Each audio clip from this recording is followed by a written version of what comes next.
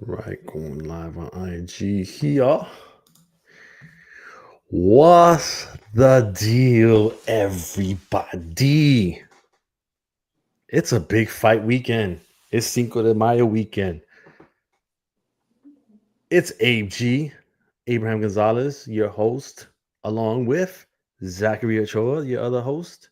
And we're here for the Boxing Rush Hour show. Usually we come in on a Friday, but it's been such a busy week, or it's going to be a busy week, busy weekend, I should say. And so we're coming at you today on a Wednesday afternoon here, coming from Southern California. Myself, Zach, in the East Coast. But yeah, what's good, Zach? Tell the people what's shaking out there. Everything is shaking, man. Just busy, man. Busy week for me, man. Organizing a lot of stuff around the crib, everything, a lot of different stuff going on, everything. Spend a lot of time with my boy, Sonny. Just having fun, enjoying myself, but staying busy. You know what I'm saying? But hearing a lot of boxing shit going on. I'm hearing some stuff, man. There's what's great about boxing right now is that there's subjects in every field. So just like you got the circus, you got the real fights, you got the lower weight classes, you got the heavyweight classes. There's beef all over the place. So there's something juicy to talk about.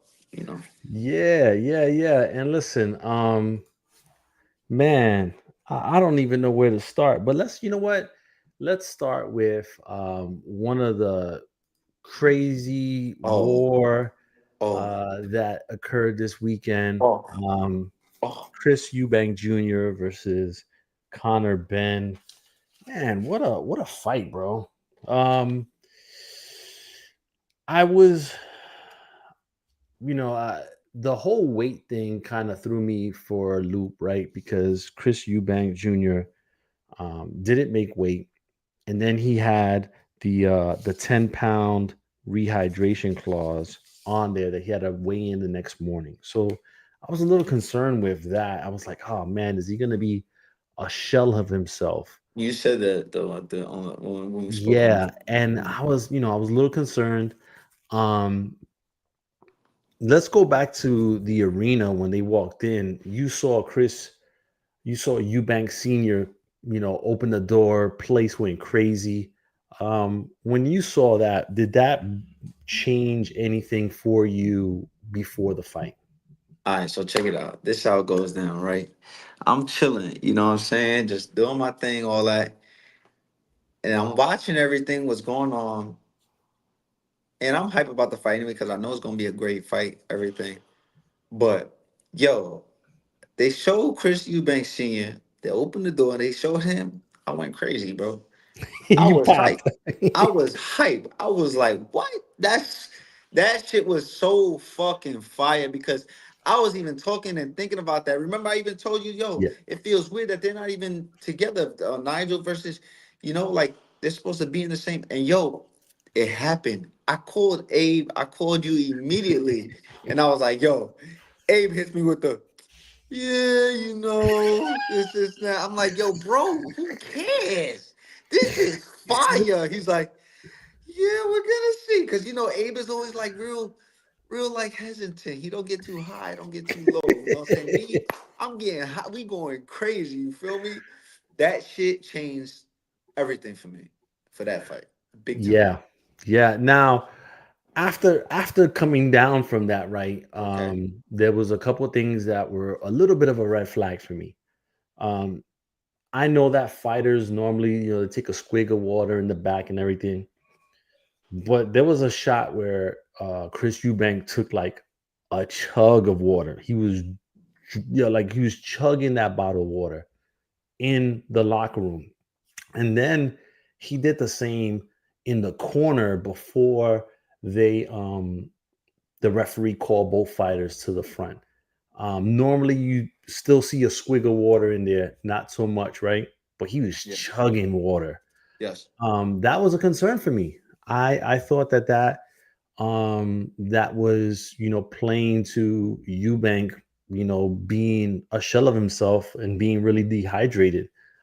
Did you feel the same way initially, or did you think that it was just him, trying to get ready? And when I didn't think that, you know what I thought? As soon as I saw that, I said he's trying to catch his body up. Every single amount of time he's got till he gets in the ring until that bell rings is for him to catch his body up. What Chris Eubank said, Junior said before the fights, this whole fight week was, you're gonna get a 60% of Chris Eubank, a 70%. You did. You did there. And he was just trying to catch himself up with the rehydration, getting all that hydration in his ligaments, in his muscles, his joints, everything just circulating throughout his body so he can move, so he can have fresh air, so he can have better stamina, better recovery, and also not be so bloated. He must have been pissing like crazy because before the fight and after the fight, I'm sure he was pissing so much because of all that water he was finally taking in that he had to drain out his body. But I wasn't too concerned. I was just more like, okay, I wonder when does his engine get is gonna start getting started, and it has to do with the early rounds. And my only concern was, like we spoke on the phone, or yo, him getting hit on the temple when he's not too hydrated yet, and he gets hit on the temple, and he's gonna start getting shaky legs and everything, especially with a puncher like Ben. But this is the normal Ben now, so I don't know. It's different, man. But I was excited for it. Yeah, and excuse me, once the fight got going, um, the size difference was just like eye Yeah, popping. It yeah, just it seemed was. like a really big guy against a little guy.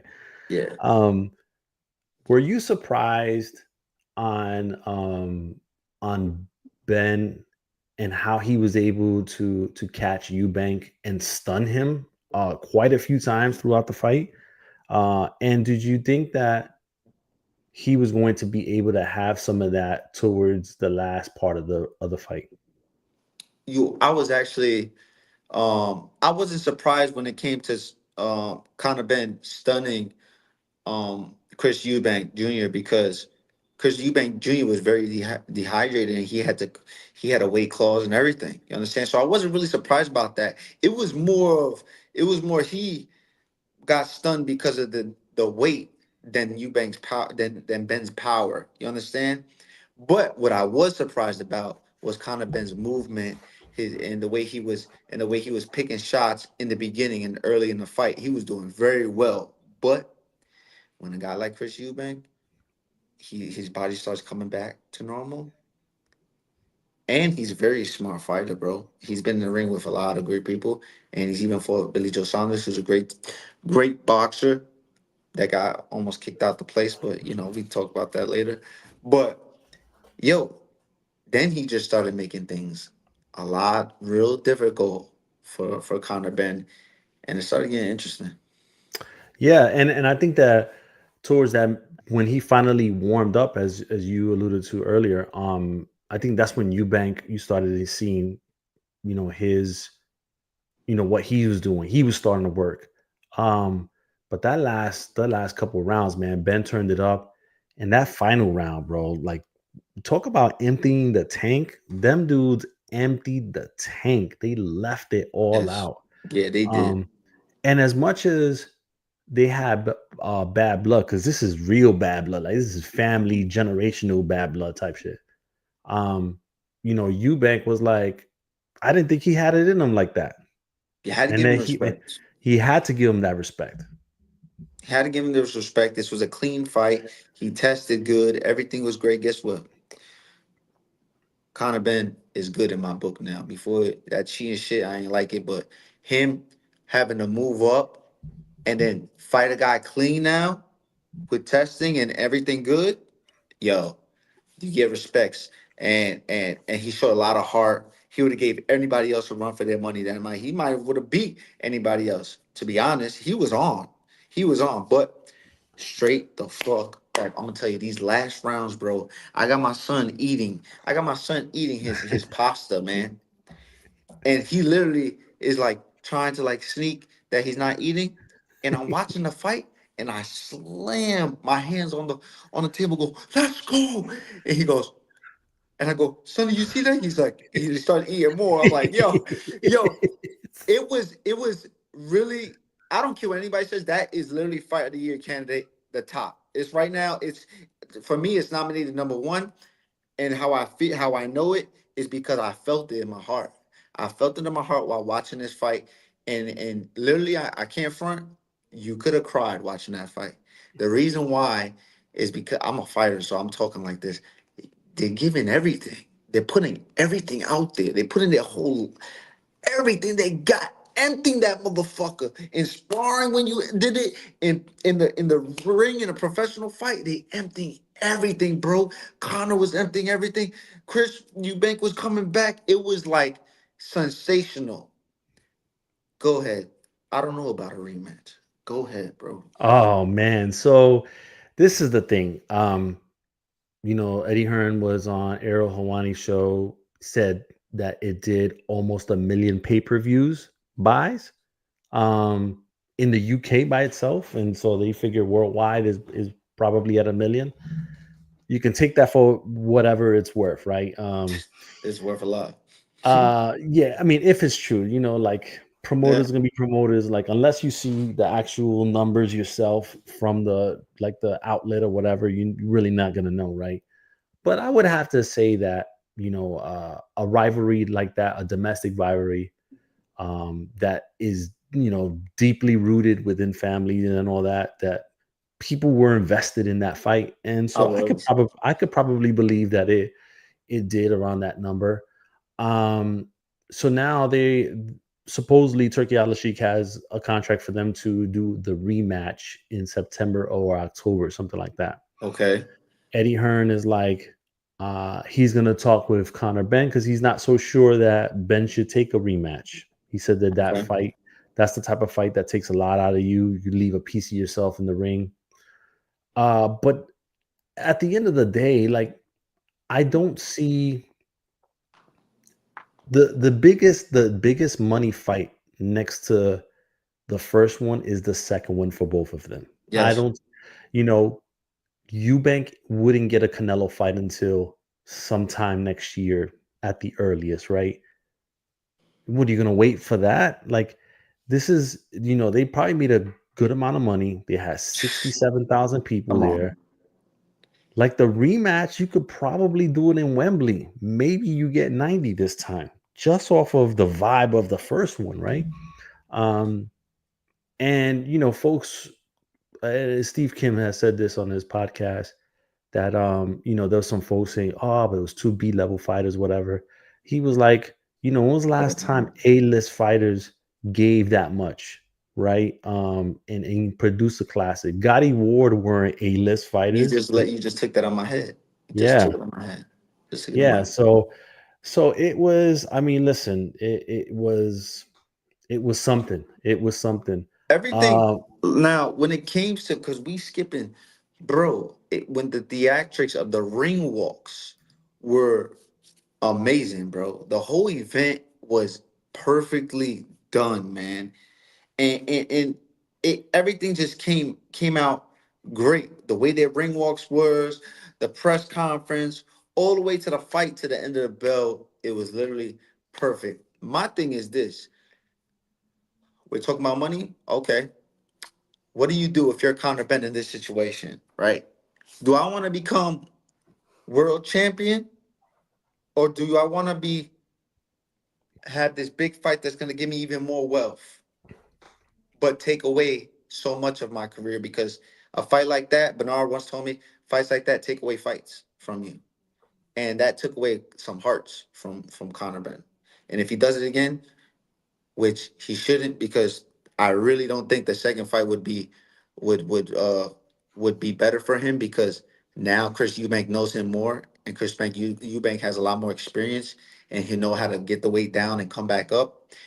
Conor Ben might get really hurt in the next fight. So I think I'm happy for this one. I'm happy with a one hit wonder, because I'm caring about like Conor Ben doing his thing. Feel me? But if not, fuck it, run it back, man. I'm gonna pay for it. I'm gonna watch the fight. That's gonna be one of the best rematches ever. But if not, Conor Ben, keep it pushing. You have a one hit wonder. Go see if you can get a belt at 147. If you can still make that weight, bro. You might Yeah, not be able to make that weight no more. yeah, Go and fight Virgil Ortiz or somebody. we're gonna bring in Jay really quick to touch on this Yes, I from want to hear Fight Jay's Sports. opinion on this. Hey Jay, What's up, my brothers? what's up, man? We're gonna bring you in for this segment, and then we'll pull you out so that we can go on to the other stuff, and then you can join us back in later. Sure thing. How you All feeling, right. Jay? So, yeah, I'm doing good, guys. It's got a great week ahead of us. So, what exactly did you want me to touch on? Yeah. So we're talking Chris Eubank Jr. versus Connor Benn. Overall outlook of hmm the fight, and did it exceed your initial expectations? Well, I'm really glad you guys got. That I was able to get on for this because I've got. I, here's the thing. I didn't actually do videos on the fight because I wasn't super interested because this seemed like okay. Eddie Hearn was putting Conor Benn's career at risk because when you move up in weight, especially if you take damage, and he took a lot of damage, there's always a good risk there, always a good chance that guy's never going to be the same. Oh yeah. And therefore, Conor Benn, if he does challenge for world titles, which they're talking about, and of course I'll pick him to beat Mario Barrios, although that's really not saying much because it's Barrios. No offense to the guy. So Eddie Hearn, so they put it was a cash grab basically, and that's okay. He made a lot of money, and I will give this to Conor Benn. He showed heart. Like it's kind of like with Jarrell Miller against Andy Ruiz. You kind of you don't forget about the PD stuff and how he handled it, but it's kind. But we're all human. We all move on eventually. So good on him there. But in terms of what's next, I actually don't know what is going to happen because Conor Benn, again, he didn't put on too much size for this fight, but still going down in weight, it's as Zach, you'll know this as an athlete, it does affect you in some way. Like Big there's time. there's the extreme examples of Roy Jones doing it, but that was just like a career suicide. Excuse my language. This isn't that, but it's still going to affect him in some way. And then, yeah, look, you got to speak the harsh truth, even though it's not popular. Conor Benn did not look good. He fought. He did not fight well. His jab was non-existent. He was fighting kind of like a spastic, trying to explode in with right hands from nowhere. Wasn't setting things up. And the bigger guy who was drained not only beat him, but he won the championship rounds. And again, hats off to Conor Benn for showing heart. But we got a lot of questions there because in the rematch, Chris Eubank's just going to be better. He's not going to be drained. Like I know Eddie Hearn, like an idiot, is talking about. Well, he should come back. Conor Benn is the people's champ. Chris Eubank should, if he wants to prove he's a real man, he should drain himself again. It's like, are you really that stupid? So, so like I said, when you guys asked me, mixed feelings on it. Overall, hats off to we all appreciate when fighters show heart because this is fighting. You got to show that you're about that life, and he did show that. But in terms of what's next, a lot of questions. Okay, now I want a yes. Would you like a rematch or no? What do you want? You're in the chair. You're in the manager chair of Connor Benn. What do you do? What do you want? I want to hear. Don't go around it. I would say, okay, try and push for the rematch because the rematch is the biggest fight, so that means the most money and it's fresh in people's minds. Try and push for the rematch, but if Eubank says, look, it has to be at like 164, 165, and I'm not doing any rehydration clause, then Conor Benn out of pride is probably going to push for it. Somebody needs to tell him no. You went up 2 weight classes. We had the advantage of the rehydration clause, etc. You're not gonna you're just gonna get hurt by this guy if he doesn't drain himself again. So therefore, take the risk and go for Mario Barrios. Gotcha. That's fair. Well, I mean, I guess we'll see how this all turns out, man. I appreciate you, Jay. I'm gonna send you back, and then you could jump back on a Mm-hmm. little later. Once we get into some of the other stuff. Yeah, I'm talking about the fights this weekend. Yeah. Yeah, Yeah. try and All jump right. on for that, guys. Thanks Yep. for having me Yep. on. All right. All right. So let me put this back on here. Okay, so for those Connor looked that, sharp those first 6 rounds, bro. I don't know. He yeah, looked sharp. I can't, Jay, man. I can't, bro. Can't, bro. for those joining us now, at AG Boxing is the YouTube page. If you go to the comment section, the StreamYard link is there. If you want to join us, ask questions, or give your comments on this past weekend's fights or this upcoming weekend's fights. So let's see what the deal is. All right. They announced Alexander Usyk versus Daniel Dubois 2 for the undisputed heavyweight title, July 19th at Wembley. A little bit of a push by Dubois in the press conference. I feel like that was kind of a little staged, but Yeah, whatever. yeah. Um, what do you think about this fight? And then also, Joe Parker kind of getting getting put to the side a little bit, even though he should have been the one to get his shot. Now we're having another undisputed heavyweight title fight. Talk to us about your thoughts initially on it. I mean, I of course I like the fight between Daniel Dubois and Usyk, but what's happening with Joe Parker is not good because he's a heavyweight and father time waits for nobody, and and he's on a roll right now and he's looking great. So I preferably would have wanted Joe Parker to fight Usyk or Daniel Dubois, one of the two. You understand? But without Joe Parker in the scene, this is gonna be a great fight. This is gonna be a big fight, another great fight and everything. But Usyk is going to tear up Daniel Dubois. And I like Dubois. I'm a fan of Dubois, but Usyk is gonna tear him up. The way Usyk is talking in the back to his entourage and everything, this is serious for Usyk, and he's not playing games. So Daniel Dubois might come out a little bit aggressive and make some mistakes, and he might just get clipped. So I don't know, man. It's gonna be a good fight, though. I'll tell you that. Yeah, and we've got let me see if I pronounced the first name correctly. Shreeman. Talk to us, man. Where you calling from, and what are your thoughts on this? I'm calling from Tennessee. Um, yeah, There's a lot going on this weekend, man. I'm very excited. Obviously, I have the picture of William Skull up. I believe William Skull's gonna pull the upset.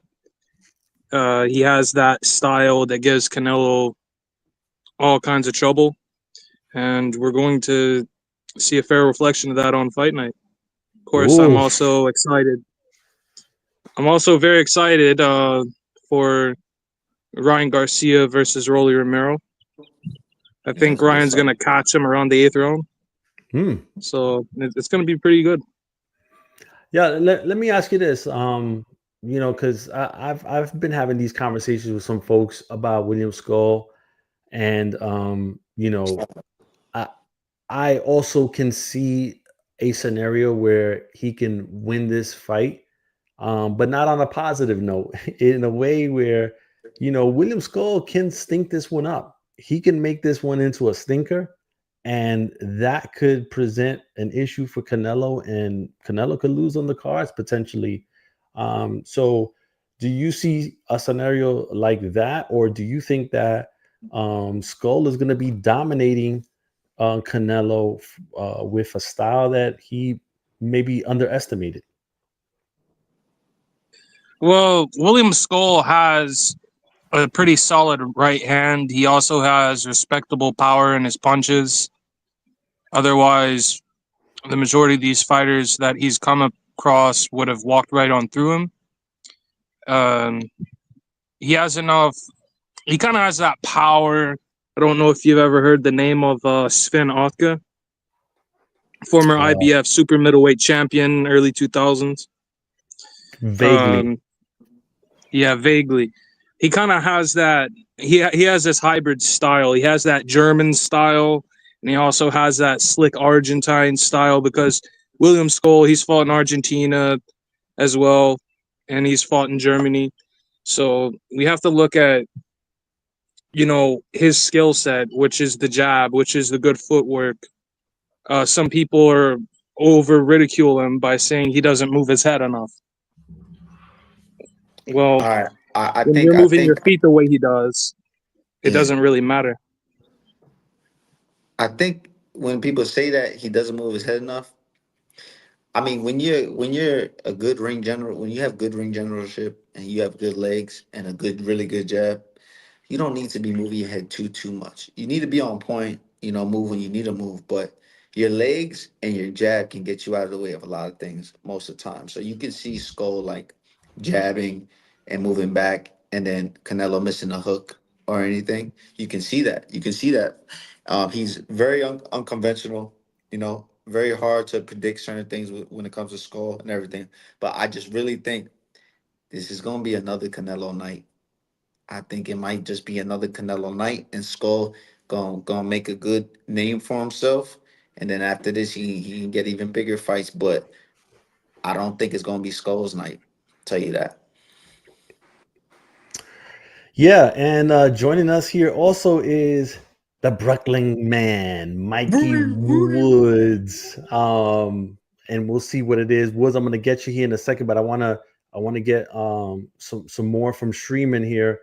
Do you see Skull maybe getting Canelo in trouble enough for a stoppage late stoppage, or are you leaning more towards a decision for Skull, even though he's going to be in in Canelo's home turf, meaning with Turkey's folks and everything else? Well, the only way for me to paint you a blueprint of this is to recommend an older fight. Julio Cesar Chavez Sr. versus Frankie Randall. Oh Oh, my God, I love Nobody that gave fight. him I a love that dog fight. shit chance in hell, get him put They on his did. ass. True. And this nobody from Tennessee and Alabama just magically put him on his ass. And I see it like this. William Skull is going to put Canelo on the back seat of his pants, and he's going to comfortably secure a split decision. Nah. ooh, Nonsense. That I'll yo bet yo you. that's some that's I'll yo bet listen. You you. know why I like Streaming? Because he's saying what he believes, and I fuck with that. But guess what? Absolutely. yeah. But guess what? But he's not going to be Skull is proven not correct. I'll Randall. shut up. Skull is not Frankie Randall's. Frankie Randall's tech. Correct.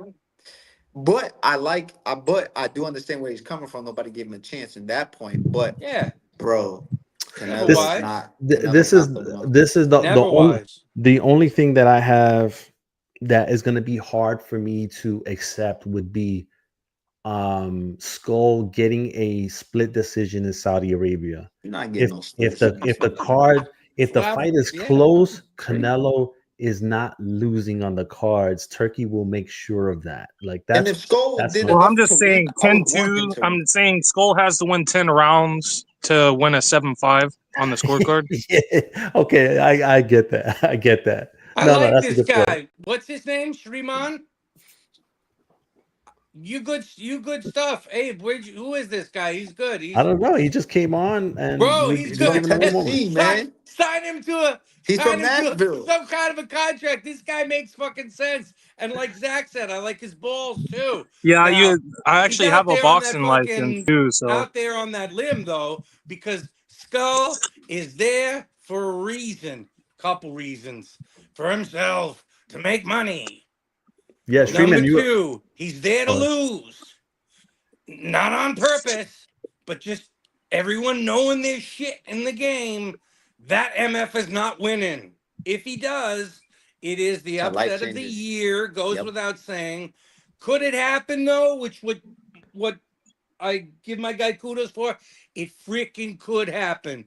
Never do we assume that anyone's bought off or there to lose on purpose or whatever. But all these people are very clever, yeah, and Streaming. their management of their own careers and who they fight is just about impeccable. So do not anyone think my man here is a knowledgeable person, which he is, but don't be betting even half the rent on the underdog here, okay? Streaming.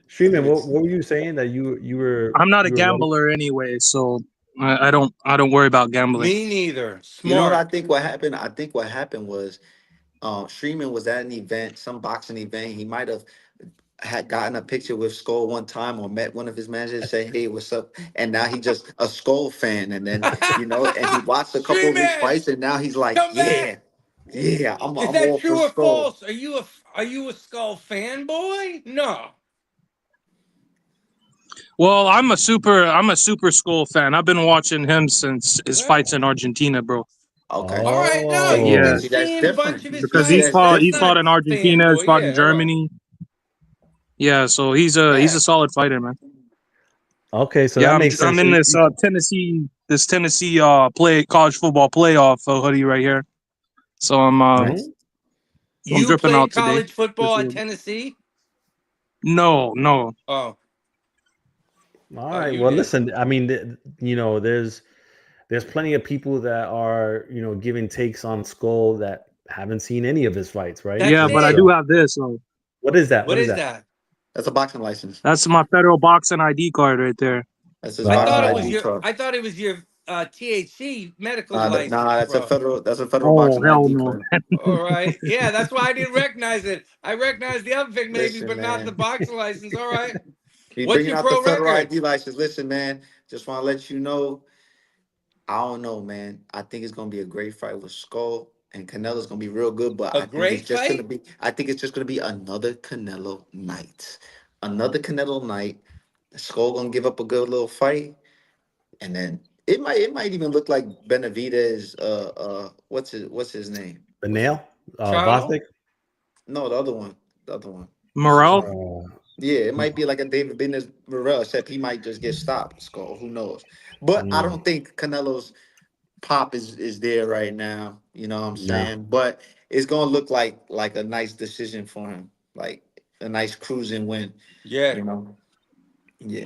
Okay. Yeah. Canelo's not going to be able to deal with the slickness of the great William Skull. It's quite simple. The Bro. footwork is there, man. I'm gonna tell you something right now. You showed a federal ID. Listen, man. I've had anybody can walk into William Street in Manhattan, go in there, test positive, test good for testing everything, and get a federal ID card for a boxing license. So it does not put knowledge in your mind when it comes to boxing. That's what I'm trying to say. William Skull, I hope he does good, but it's gonna be a Canelo night, bro. I'm telling you Mm, right now. we'll Man, see. I'm telling you, that footwork is going to really be the bad point for Canelo, man. That's Floyd the reason Mayweather, he's going to catch Canelo. William Caleb Skull's going to Plant, catch Floyd Canelo off Mayweather, balance. He's going to be set on Lara. his ass, I promise. Canelo has seen all footwork. Listen, if Shreeman, if what you're saying happens, I'm listen, gonna send him $100.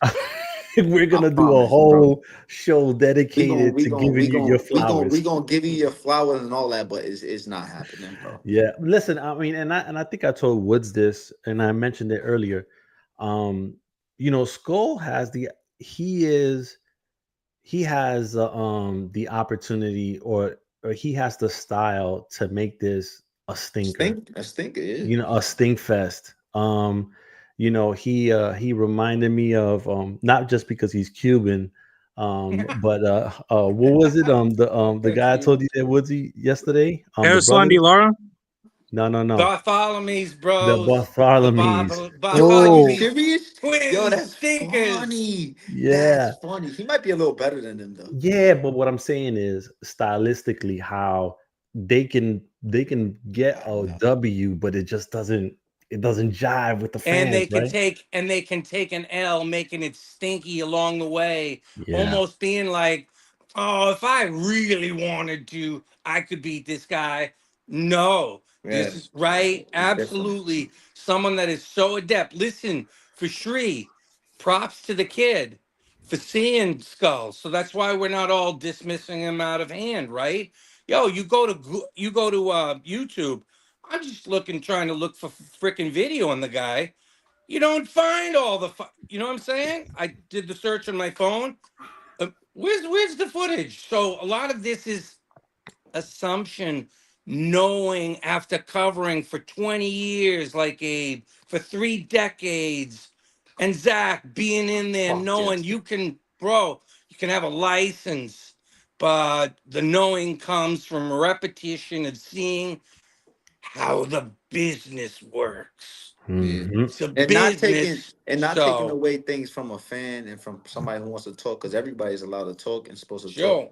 But my thing is, you can't show a boxing federal ID when anybody can just go No. get one, and think that you will get, everything you say will be acknowledged when it comes to boxing. It Not don't on work this like that. program. Don't work like New that. York style over here. Abe is very polite, But but we do respect firm. I'm everybody not coming through to show I'm their not opinion. polite Tell you and that. not fair. You come with that word pedigree. If anyone fucking got to look, go to the box rec, look at this what this kid has done. All right? He's done it, so you deserve that extra respect. If you could pull up a fight in Argentina when he was probably like 5-0 or something. I don't Yeah, think you can. Abe, and to see is there many skull fights on there? There's not, right? I mean, the Shishkin one wasn't even. I don't even think that one Bro. was streamed. So you can't. Uh-huh. Yeah. So Yeah, how was you watching it? yeah. Well, I mean, there was of course Maybe live, maybe the Facebook. the illegal streams and Facebook and all that. There was some Hey, folks overseas that were. those streams are where it at. That's where it's at, man. Yeah. No, they're out there. So I mean, I didn't personally see it. My guy, Adam Forsey, who writes for FightsATW.com, he watched it. I think he was there actually. He was doing the German broadcast and stuff. And so he told me he was just like, ugh. Hey, It usually was there are reasons why there is not footage available. It could be a couple different things, but usually that doesn't bode well, right? If yeah. there are reasons, you want to put the good stuff out there to attract more people. Hello. So if there's not anything out there, sometimes it means their own people don't want other people to see it, so they can't scout them. It can be that a lot of the time, but this is a strange age as to what is out there and available and what isn't. And oftentimes, your B-sides, there will not be all that much footage on people that there should be in this digital age. Yo, I but And then you got this. I'm gonna say one more thing before we move. Yo, and then but you do have promoters and managers that their strategic plan with a guy building their record up is to keep them on the low for that long without Sure, nobody seeing them, and then they pop out. Boom. That's what a sure, lot of you seen with bingo. Mungia. This is the You know. skull jackpot, baby. I don't know who Yeah. the freaking skull people I'm is. taking the I don't know who fight. the And guess what? I'm managers coming to is. win. Jackpot. You hit it, and this is a big problem. He and they have already won just getting here. yeah, They've already passed the finish line. What yeah. happens now? He don't have to win. He's already won. And that, my friends, is a considerable problem in this sport with Yep. how the monies are divvied up. Yeah. If there's right, because you got to get to that jackpot to make it. And speaking of jackpot, if you're betting on William Skull, it's at plus 1,500 on DraftKings. Canelo's at minus 4,000. Now we What? have Canelo by KO TKO minus 225. So they're thinking that Canelo's going to stop this dude. Canelo by decision plus 180. For those folks out there, I would probably put a little money on that plus 180 Canelo by decision. You can make a little money off of that. And if you Yeah, do, that's the safe and smart, ain't it? and if you Nah, the do, safest thing is you going out, you're gonna spend $100 on a girl that's not gonna come back with you home. So go put $100 on Skull, even though you might lose it anyway, just like you was with the girl. Guess what? And what if he does No, pull roll it the off? dice with no roll better dice with the girl, bro. No, yeah, Skull by KO TKO is at plus 2,200.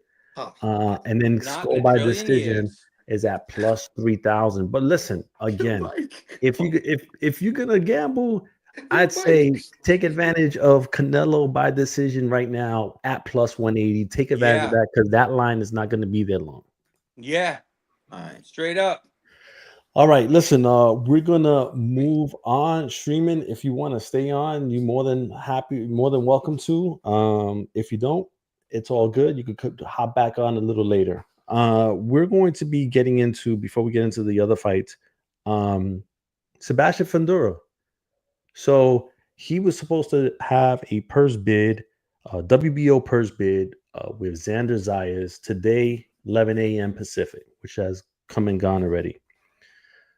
Last night or yesterday, Boxing Scene reported that Fundora was not going to partake into the purse bid, and that he was going to fight Tim Tszyu in the rematch, where Tszyu exercised his rematch clause from March of 2024, Nice. whatever Okay. that is, right? And then Xander would go into the purse bid to fight for a fight against Garcia, who just beat Charles Conwell 2 weeks ago, and for a fight in the summer for the WBO title that Fundora is going to vacate. Now, Fundora hadn't vacated or officially sent correspondence to WBO, but Gustavo Olivieri, the president there, he was like, you know what? I seen your promoter put something out. I saw posters and all this other stuff. We're just gonna go ahead and do the purse bid for Xander and Garcia. Ooh. Saying all of that, Zach, I'm gonna hit you first. What are your thoughts of Fundora going after the rematch with Tszyu, Vice going for the Xander fight?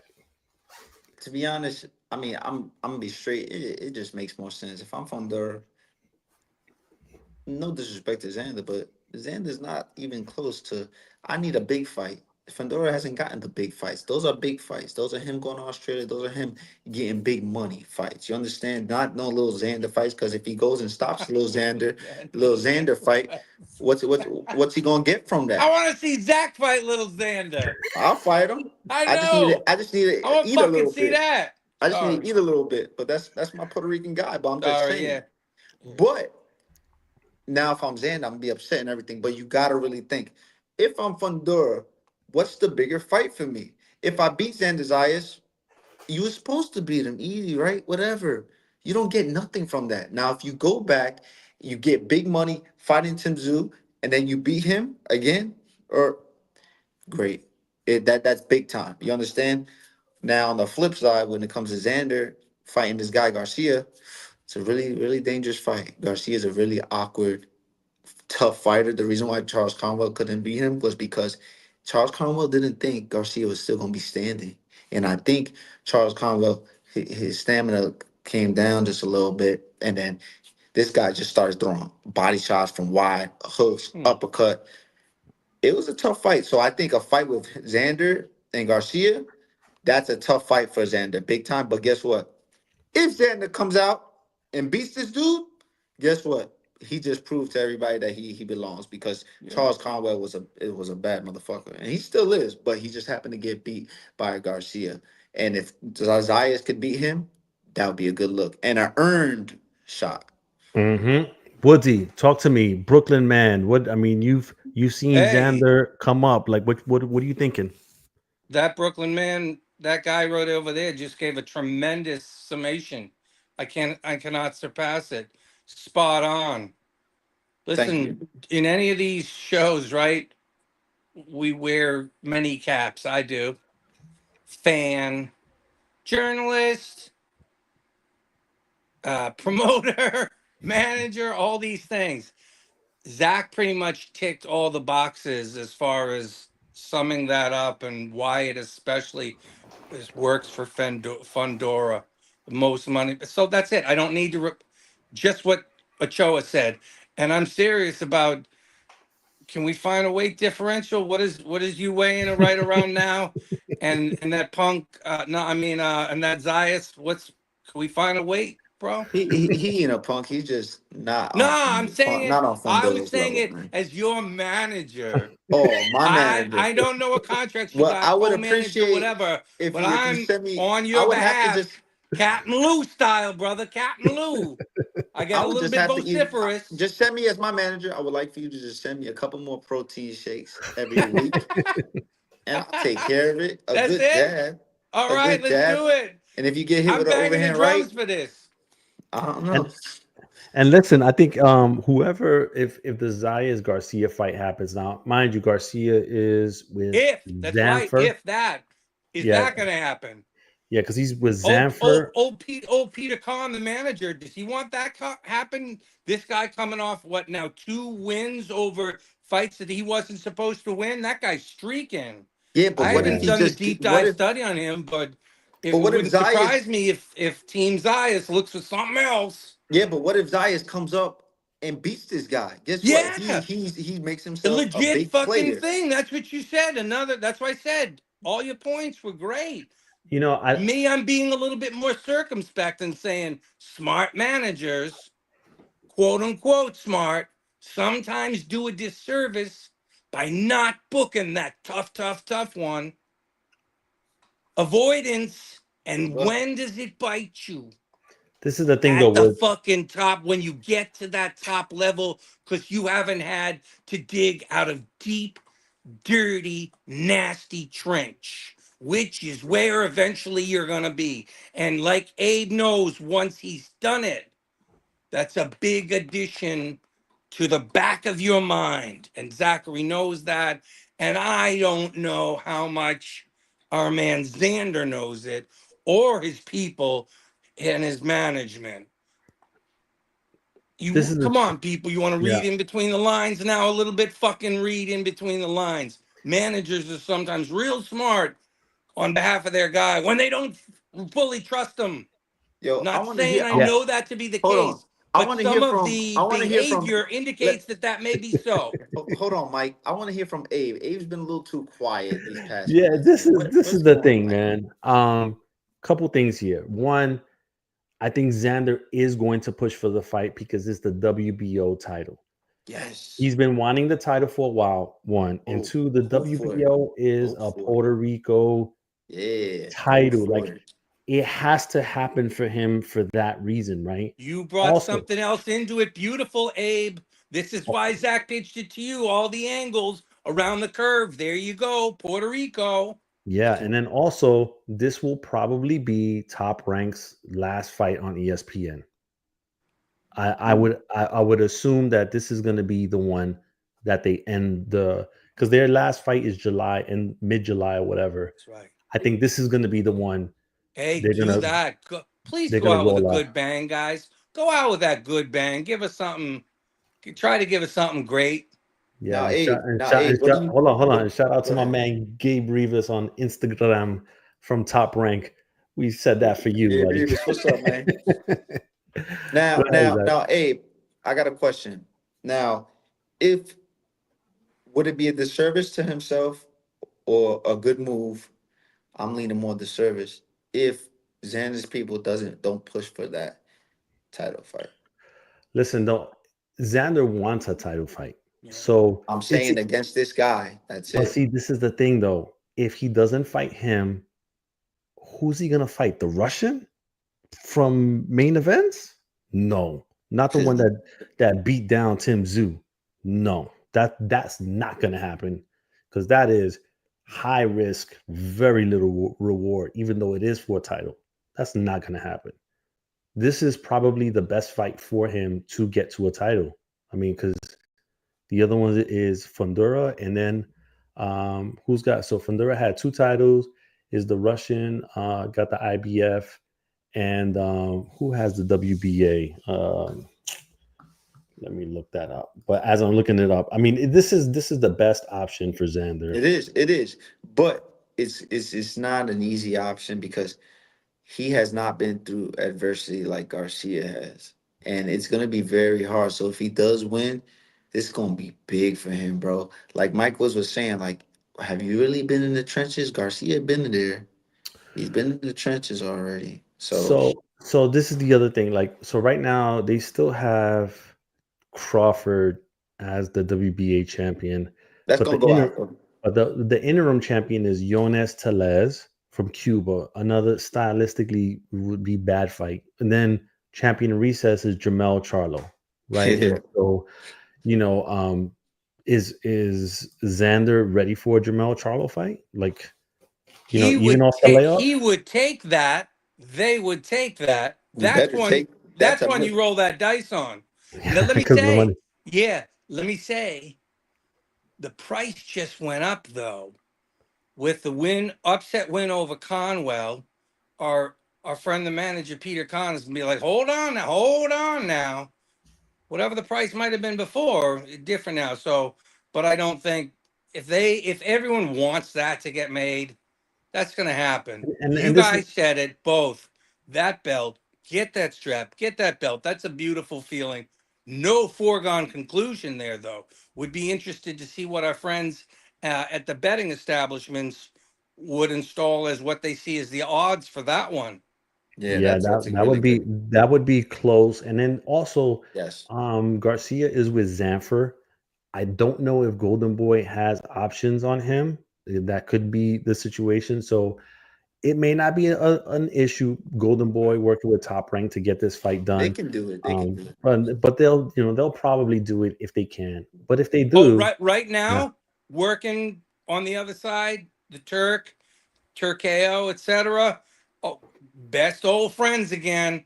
Let's go over to each other's houses and Yeah, break they bread wouldn't and have all the problems. rest. Yeah, Oscar they and would. Bob. Yeah, they won't have problems because Oscar De La No, Hoya, he's also talked positive about Bob Arum lately, yeah, and that's what I'm saying. it seems like Oscar De La Hoya, he's Bedfellows, being more baby. open with doing business with everybody, you know. yeah. So And he's not a fool, you know. Bob's gonna pick up the phone. Hey, Oscar, let's do business. But I'm be honest, if Garcia and Zayas do fight, I'm pulling for Zayas to win. I'm pulling for Mm, him to win because mm. it'll just be another Puerto Rican with a championship, and I'm being biased, of course. But guess what? Xander Zayas, he's a nice kid. You know what I'm saying? Nice kid. Why would I not want to see him win? You know what I'm saying? So Because most I would. people don't want other people to do well because it's a zero-sum world, bro. And people are nasty You know and how it it's go, man. human nature. So what Marketable, you're saying marketable is kid too. actually going against human nature as I've seen it. Yeah. Marketable kid too. All right. So Listen, we're gonna stay with Top Rank for a second before we go into fights. who So we we got? hopping around. We spoke on the Canelo fight. We hopping around a little bit. We're gonna fight. We're gonna go on the Niall Inoue versus Ramon Caldenas on Sunday, ESPN, which is following the Dodgers versus the Atlanta Braves. Shohei Ohtani, one of Japan's biggest stars. They're gonna lead into the ESPN Top Rank fight where Inoue is going to be headlining. Inoue obviously is a huge favorite to win, right? But this is my thing. Cardenas is a guy that he doesn't he's not going to blow you away with his style, but he does have pop on his punches. And Inoue is not like this defensive wizard either. So if he is able to land on Inoue, that might get really interesting quickly. The fight might get really interesting. It's up to Inoue to not allow it to get interesting and overwhelm him, Cardenas, from the start before it even gets to that. What are your thoughts, Zach, on the fight? You know what I think? I think that overwhelming word that word overwhelming is big for Cardenas because I think he's already going to be overwhelmed right now. His name even being mentioned with in a way, and now that he'll be fighting in a way overwhelmed. He has to conquer or he has to go over that. He has to defeat that and get past that. If he can get past the overwhelming stage, the fight of him being overwhelmed should be nothing. You know what I'm saying? And him try to land a big shot. But I do think Inoue is going to take him out bad. You know what I'm saying? But like you said, one shot from this guy, you never know. Inoue moving up and doing certain things, he might get clipped. You know, he's a little guy. These guys are little guys, but he's a little big guy, Cardenas. So I'm not sure, man. But I would like to see Inoue perform well. Yeah, and Woodsy, listen, if for people that want to like downplay Inoue's stardom and say that he has to fight in the US to be a star and this, Yo, that, they third. Listen, this guy, I went to his media workout. First of all, he was like 15 minutes early, which is a wow. surprise for a superstar. Mind you, he came fresh off the plane from Japan, fresh off the plane to the gym and got there early. He didn't stay in his car, texting folks or calling people on the phone until 40 minutes later and then walk into the gym. Off the plane, in the car, in the gym, did the face off, not wasting any time, went inside the ring, started shadow boxing, started stretching and all that, put the gloves on, started hitting the mitts, and then went back out, hit the heavy bag, did some more interviews, and rolled out. But this guy, when he walked into the room, bro, it's like it was almost like Times Square. The shit just blew, it just lit up. The guy is a fucking superstar. Woods, what are your overall thoughts on Inoue, and is he gonna fall into is he ever gonna be a guy that's gonna fall into the silk sheets theory of what Marvin Hagler once Oh said? shit. Okay, good question. Great question. And some of it is tying together as you're describing it very well to me. Coming 15 minutes early, that tells me humility. Okay, of all the fights, Friday, Saturday, and Sunday, biggest fight weekend of the year, that guy, Inoue, is, for my money, the best pound for pound practitioner of anyone taking part in any of the cards. If that matters to you as a boxing fan, then make sure you leave room to watch Inoue on ESPN, one of the last top rank shows of that. So it's going to be, I think, a little bit more special. But already fine points made, don't need to really reiterate them. You saying he could get clipped. Cardenas has that punching power that makes it interesting. Cardenas, I think, is also someone who has experienced the trenches, both in the ring and outside. And I mention that because when the going gets tough with those people, they respond, or they try to respond at a high level. So could be an excellent match. It would be one of the ones I would more so recommend of all those available this weekend. If you like to watch the best doing it, watch that Inoue. And you saying, Abe, because you've done that good scouting, Cardenas has that puncher's chance. Beautiful. On any show that or anything we like to do, we like to be honest with people, not bullshit them, not be part of the narratives that people like to establish. I can play along, political. I understand how the world works. But all that being said, don't need to say any more. You guys already said the pertinent shit with Inoue. Yeah, and listen, Cardenas. One thing that we have to look out for is, he's lazy with the left hand, he keeps it low, and sometimes he loops his punches, which is why I found it interesting that, Inoue was really, like, for the short amount of time that he was hitting the mitts, was really concentrating on that straight right hand, right over the top. And I think that's going to be the punch for him that night. Let me ask you something, and then this will kick to Zach a little bit. The mindset of fighters, and you ever think, not this guy, but you ever think they do? Sometimes they showcase at these things. Yeah. So people go, oh, he was really loading up on that left hook. The left hook ain't what he'd be trying to land in the right. Yeah. So just a little fun thing to watch out for me, right? Zach, I'm not saying This is yeah. what the thing is. This is what I love. How Abe is not just being just a reporter or a journalist. He's watching certain things and saying, "Hey, Right. he's working on this."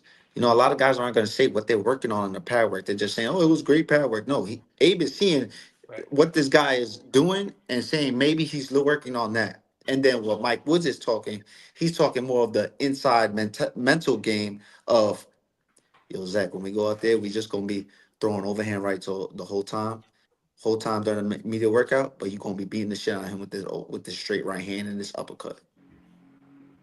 The mental part.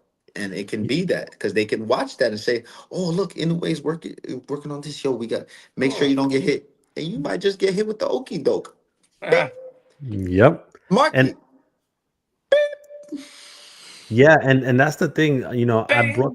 brought up the right hand because of how Cardenas kind of has that open stance a lot of times in his previous fights. And so me seeing Inoue do that, I was like, oh, okay, well, maybe he's talking in that. And same thing I could say when I saw Manny Pacquiao at the wild card right before the Thurman fight, and he was doing his media workout. He was targeting the left hook to the body, which ended up being the punch that set up everything else, the knockdown of Thurman and everything. So there's two sides, right? Like Yes, it could be what you said, but it could also be what Wood said. yes. So it'd That's be why we gotta interesting to see. watch. So we gotta watch it. But look, Abe, there are trainers that when they do get in front of cameras, they switch things up. And then there are trainers that when they get in front of cameras, they don't care. They just keep on doing what they do. That's it. There's Yeah. two. You got two. Yeah. Listen, I'm skipping around here on the Canelo-Scull fight. It's an interesting one. Jaime Munguia versus Bruno Sarash, part 2.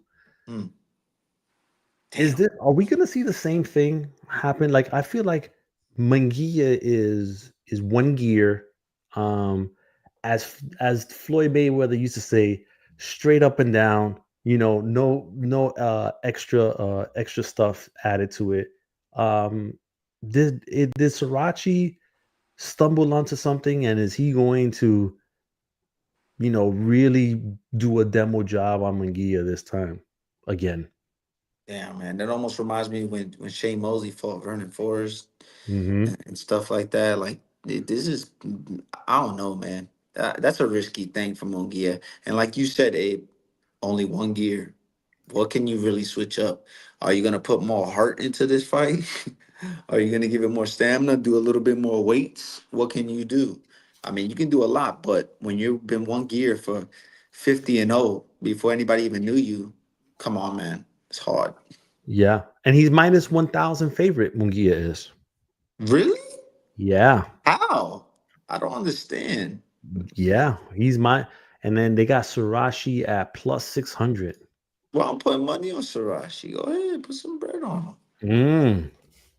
Woods, what do you think? Put some sriracha on that sriracha. Maybe. Oh, like this. Maybe. Like the steak Hold on. guy. Abe, do you got Munguia's last 5 fights in front of you on BoxRec? I can. I'll pull it up right now. Can I get that, please? Because Yeah. I'll be honest with you. Time in this age right now, and when people fought and shit, I'm not as, I got to be reminded sometimes. Okay. I feel, and so I asked the last 5 for both because I just want to get a good, mindset from, all right, who have we beaten, who have we lost to, just to refresh people. Because here's when you mentioned that, my first thought was, hey, there's some good undercard fights on that card there that you're talking about. There are plenty of other good fights to talk about that, are intriguing going in. You're probably got some of them on your list, but yeah, hey, take advantage of this damn weekend. Load up, tell your girlfriends, your boyfriends, whatever, I'm going to be allotting more of my time. So you might have to pay more for get some extra good food or whatever for them so they don't hate you. But take advantage of it all. It's a ridiculous amount, a bounty. All right, and I'm gonna hit you. So last 5 fights for Munguia. 2023 June, Sergey Deverenchenko, unanimous decision, but close. Tough fight. January 2024, John Ryder, TKO 9th round. Tough fight. May 2024 is Canelo, UD loss. September 2024 is 10-round KO over Eric Bazignan. And then was that a tough fight or no? Comeback fight. Yeah, it was a comeback fight, which was at the time of the stoppage. Munguia was up 86-85, 88-83, and 87-84. So it was kind of close. Yeah. And then he lost to Bruno Sarashi 3 months later by knockout in the 6th round. And his comeback fight right at. Oh, that's different animal shit. Yeah, it is. Zach, you talk to that. There you go into the mental, don't you, baby? Yeah, it's mental. How is that hand? How is that chin gonna hold up? And you're going right in with the guy who did it last time. intrigue on that one. The mental game on that one. Oh, yeah, and this gets me going. I'm for not a gambling man. I seem to think in gambling terminology, and that aspect of it a lot. You know, is Srirachi your that? Well, it answers it right there. That is why Srirachi the plus 600, right? That was a little interesting to all of us. So I don't know. Okay, Circle that one. I'm I'm interested in that fight quite a okay. Mhm. I'm bit gonna give now. you something. I'm gonna give you something. Yeah. In rematches, the guy who's the more smarter boxer Yeah. usually wins the Yep. rematches. You understand? Yeah. Castillo and Floyd. Floyd came back, beat him. You got Right. the Anthony Joshua's and the Ruiz come back, beat him. You know the tough guy usually doesn't. But guess what? These guys are both tough guys. Right. So it's hard. It's hard to And Yeah. a say. style like Munguia's, which you guys referred to before, and that right, that lends itself to getting tagged again, tested again. It's not a matter of, all right, let's really mind our P's and Q's defensively this time and smart box our way to victory. That in his way. That's So not the test happening. is going to come, we think, early. And so that can be a good thing because, all right, Zach, you know this. Tested this. I've tasted this guy's power for 1, 2 rounds. I know what it is, and I can handle it, motherfucker. I'm going to get busy. Th- right? I don't know. That's not Munguia. So Maybe Munguia slept on him the first time. To be honest, look at him. His there you record. You go. ain't even. You wouldn't have thought that. I wouldn't even Right. have thought this guy was going to do that to him, and he did. Correct. Now, Abe, what do you think when it comes to This this? this is the thing, and I don't know if this is the beginning. So Munguia's style is not meant to last long.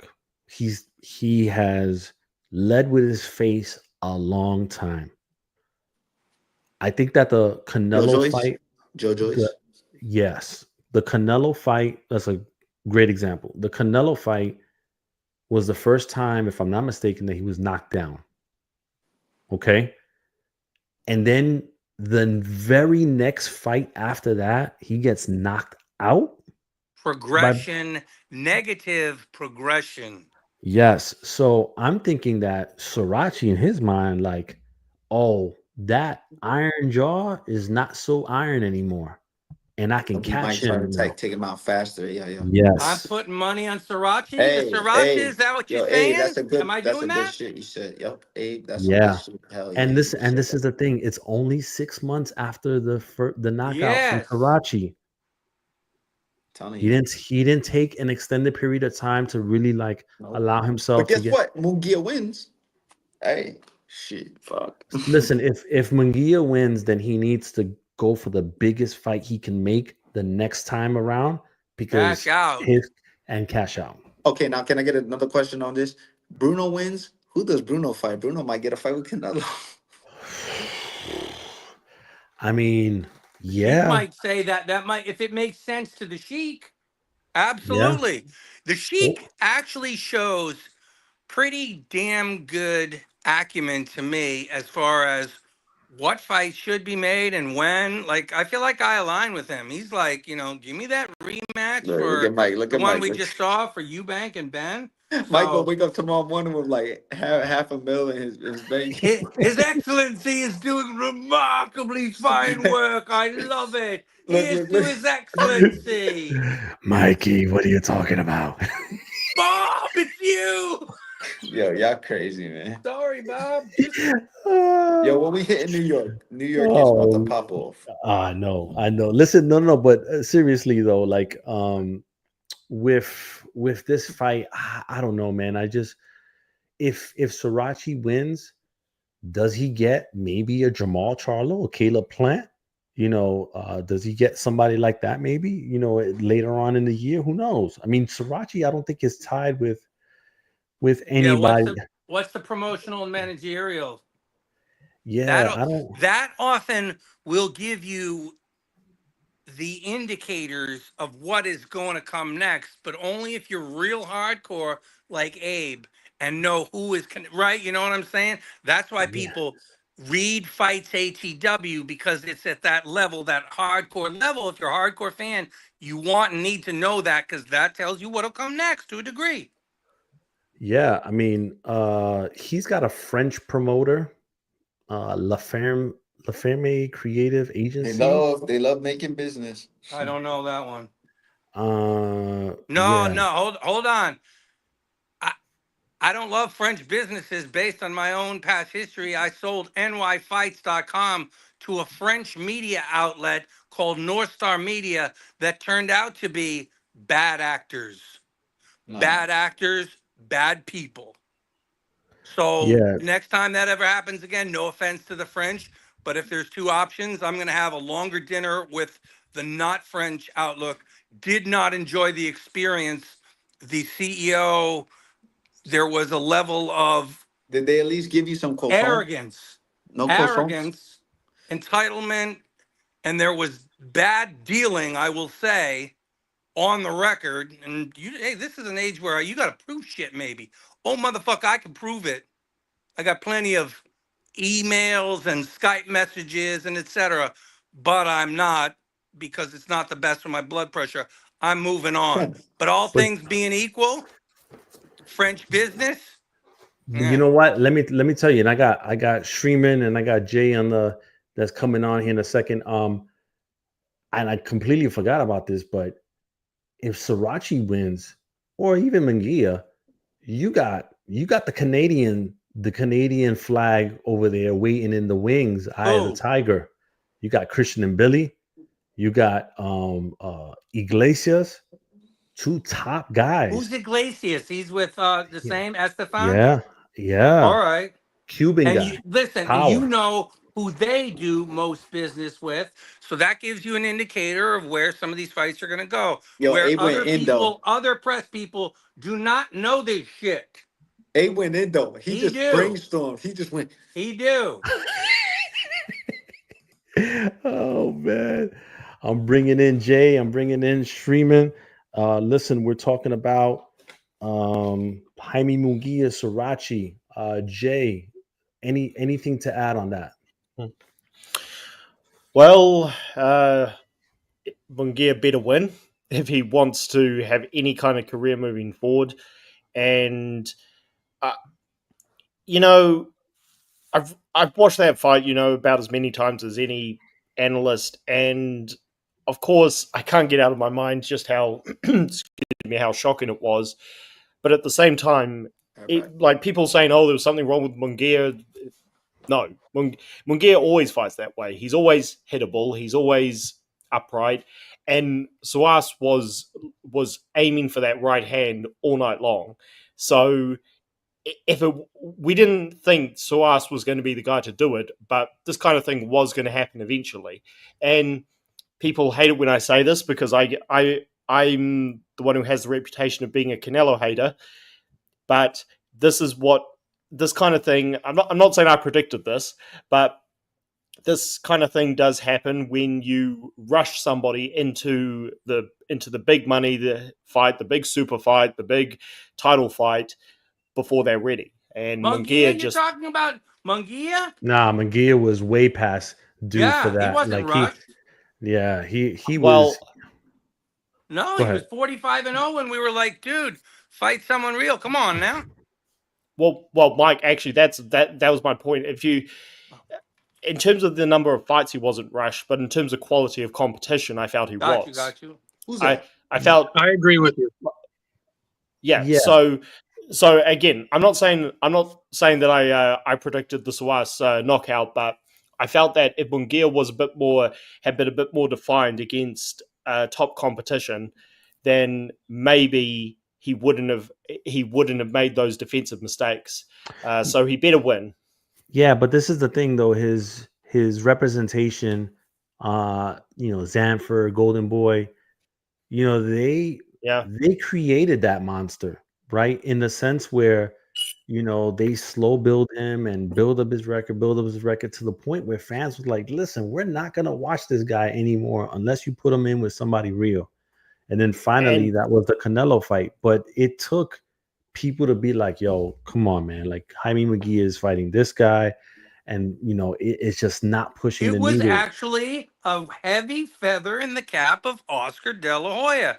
So when Oscar tells people, motherfucker, I build up fucking stars, you think to yourself, oh, you actually do.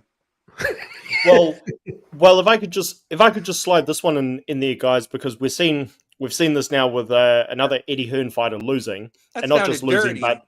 Slide it in, all right. oh my god, Pause. Pause. I I Pause. It's holy shit. it's almost I it's be, almost like getting behind Sky Nicholson's career. Yo, what's going on? oh my god. Yo, we're doing it. Anyway, go ahead, Jay. Okay. Jesus, this is like the third time this has happened in the last Not week. by me. I've never It's talked to crazy. you before. It's crazy. Now we've talked before, Mike. We've talked before on the show, No, but but I've always been, you and me always good, right? yeah. Yeah, We're yeah, always yeah, good. yeah. Back on track. Yeah.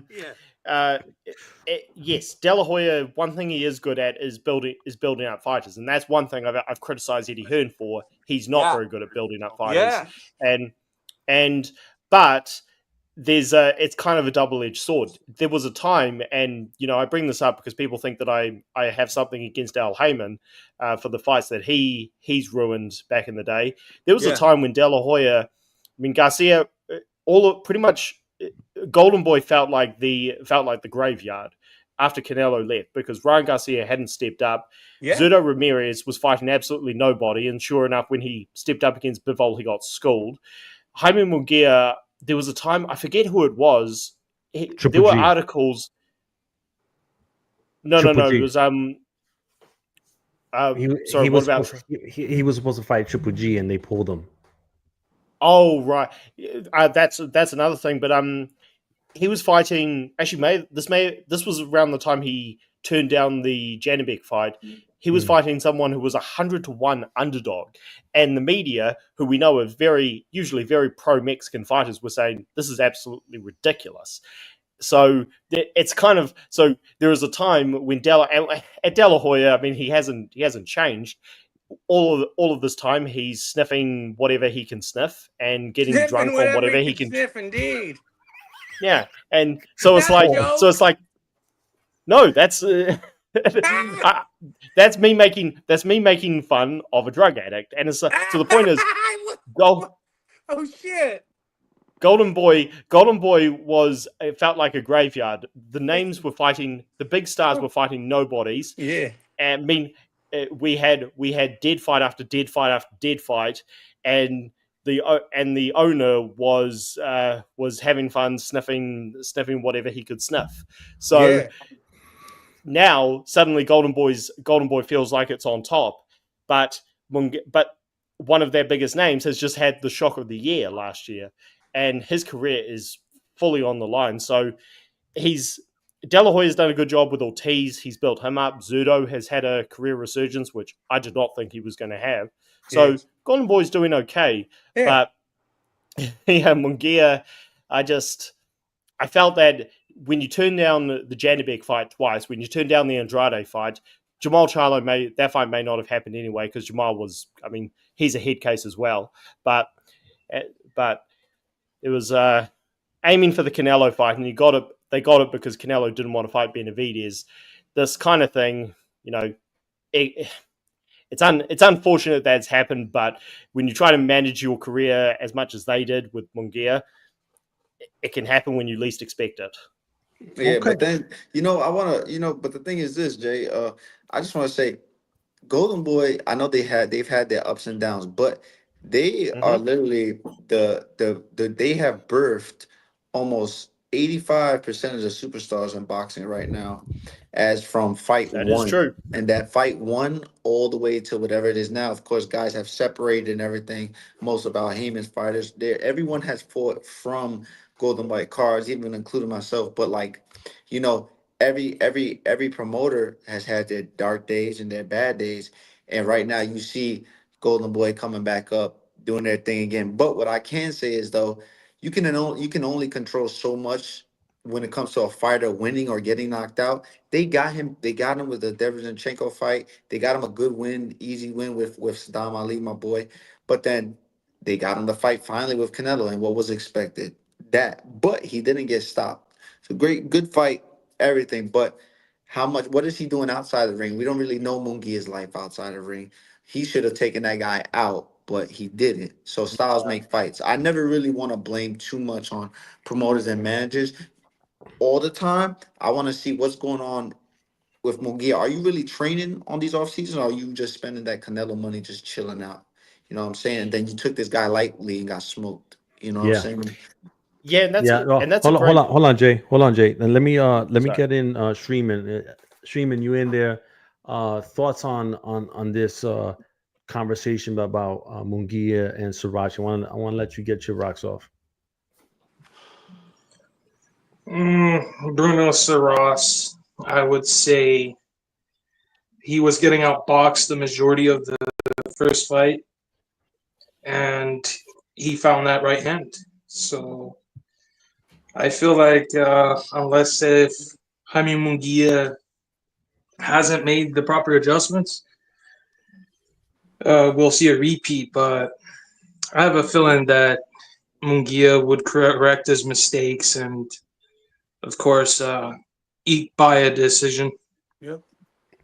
Okay. All right. I could take that. All right. Jay, follow up with what you were going to say.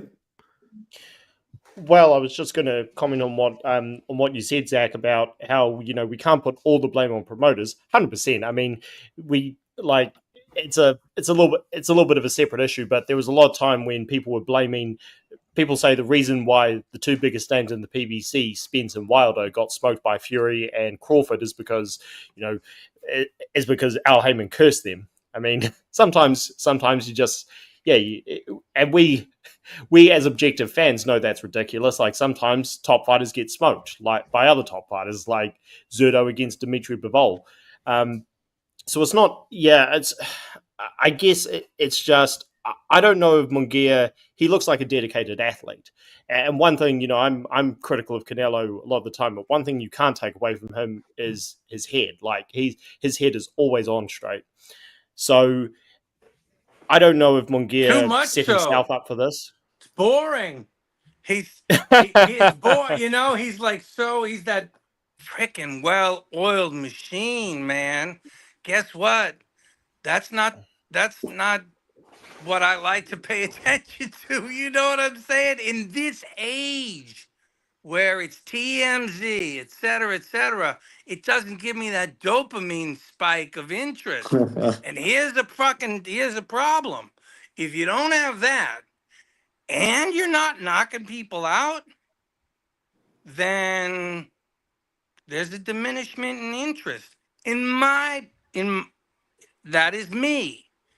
That is not what was indicated by the apparent market value Hey, you're hitting worth something hard to though. His Excellency.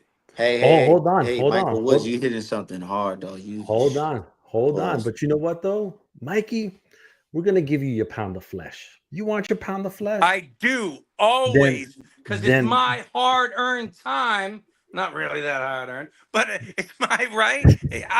You want payoff. There's so many things that can give you payoff now. You can do your vape. You can get your food. You can get all your video games. All that shit. We're competing with all of that, bro. you want your pound of flesh, then Martin Yeah. Bacoli versus Efe Ajabe will give right. you the pound of flesh I'll take it that there. you Oh seek. yes, That's That you yes. seek. Mike, that's going to give you the pound of flesh. That is going to be savagery for a couple rounds, because even though, Martin Bacoli he's good. I can't believe that people were comparing him to George Martin is Foreman, but fired people was up. I'm wilding going to though. bet People the were house wilding. on Martin. He was embarrassed off of what happened last time. He went right home and he started trimming the frick down. You got the odds over there on that but website of yours on But he's that gonna one? win yeah, though. He's gonna win that fight. Bacoli's at minus 475, Yeah, he's gonna win that fight. FA at plus 330. Yeah, that makes sense. Zach Yeah. says FA's not like Zach that. sa's Bacoli's going to win that one. Yeah, he's gonna win. Yeah. FA's not. He's not. He doesn't have nothing for him too much. Yeah. Well, Go ahead, Jay. oh, sorry. I was just going to say. I think Ajagba is. I never felt a Jaguar was going to go anywhere. I felt he would be like Dominic Breazeale of this era, but I think stylistically he's going to actually challenge. Oh, sorry, Zach. Do you No, that was a know good Dominic? one. Good reference. Oh, okay, cool. You're a fighter, so I don't want to. Yeah, I was thinking, wait, do I you? haven't heard that name in a minute. Wow. All right. Yeah, but I think style-wise, this is actually. I think he's actually going to challenge Bacoli. I'm still picking Bacoli to win, but I think he'll challenge him more than these because Bacoli really has been the prospect killer. I think he's going to challenge him more than Anderson and Tony Yoka did. So I still think it's a very intriguing fight. I'm gonna have to bounce, guys, but I really appreciate you having me on. Yep. I Yo, good really, hearing I from really you, don't Jay. like.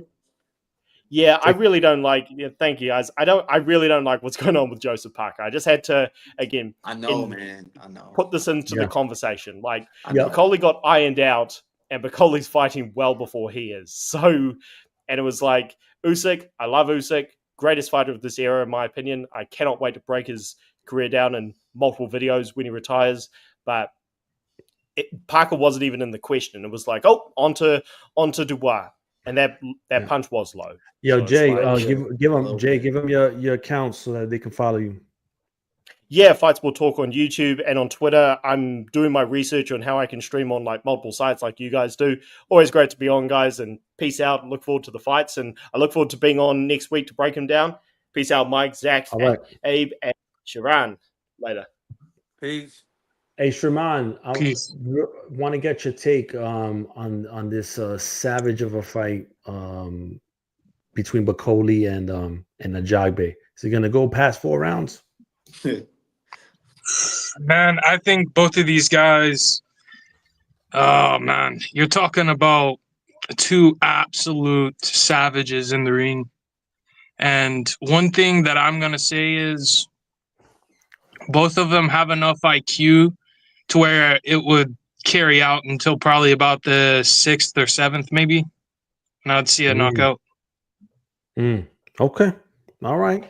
Hey, listen, we're gonna dive right into Friday's Fatal Fury, Times Thank you. Square, New York Beautiful. City. We're gonna first talk about Jose Ramirez versus Devin Haney.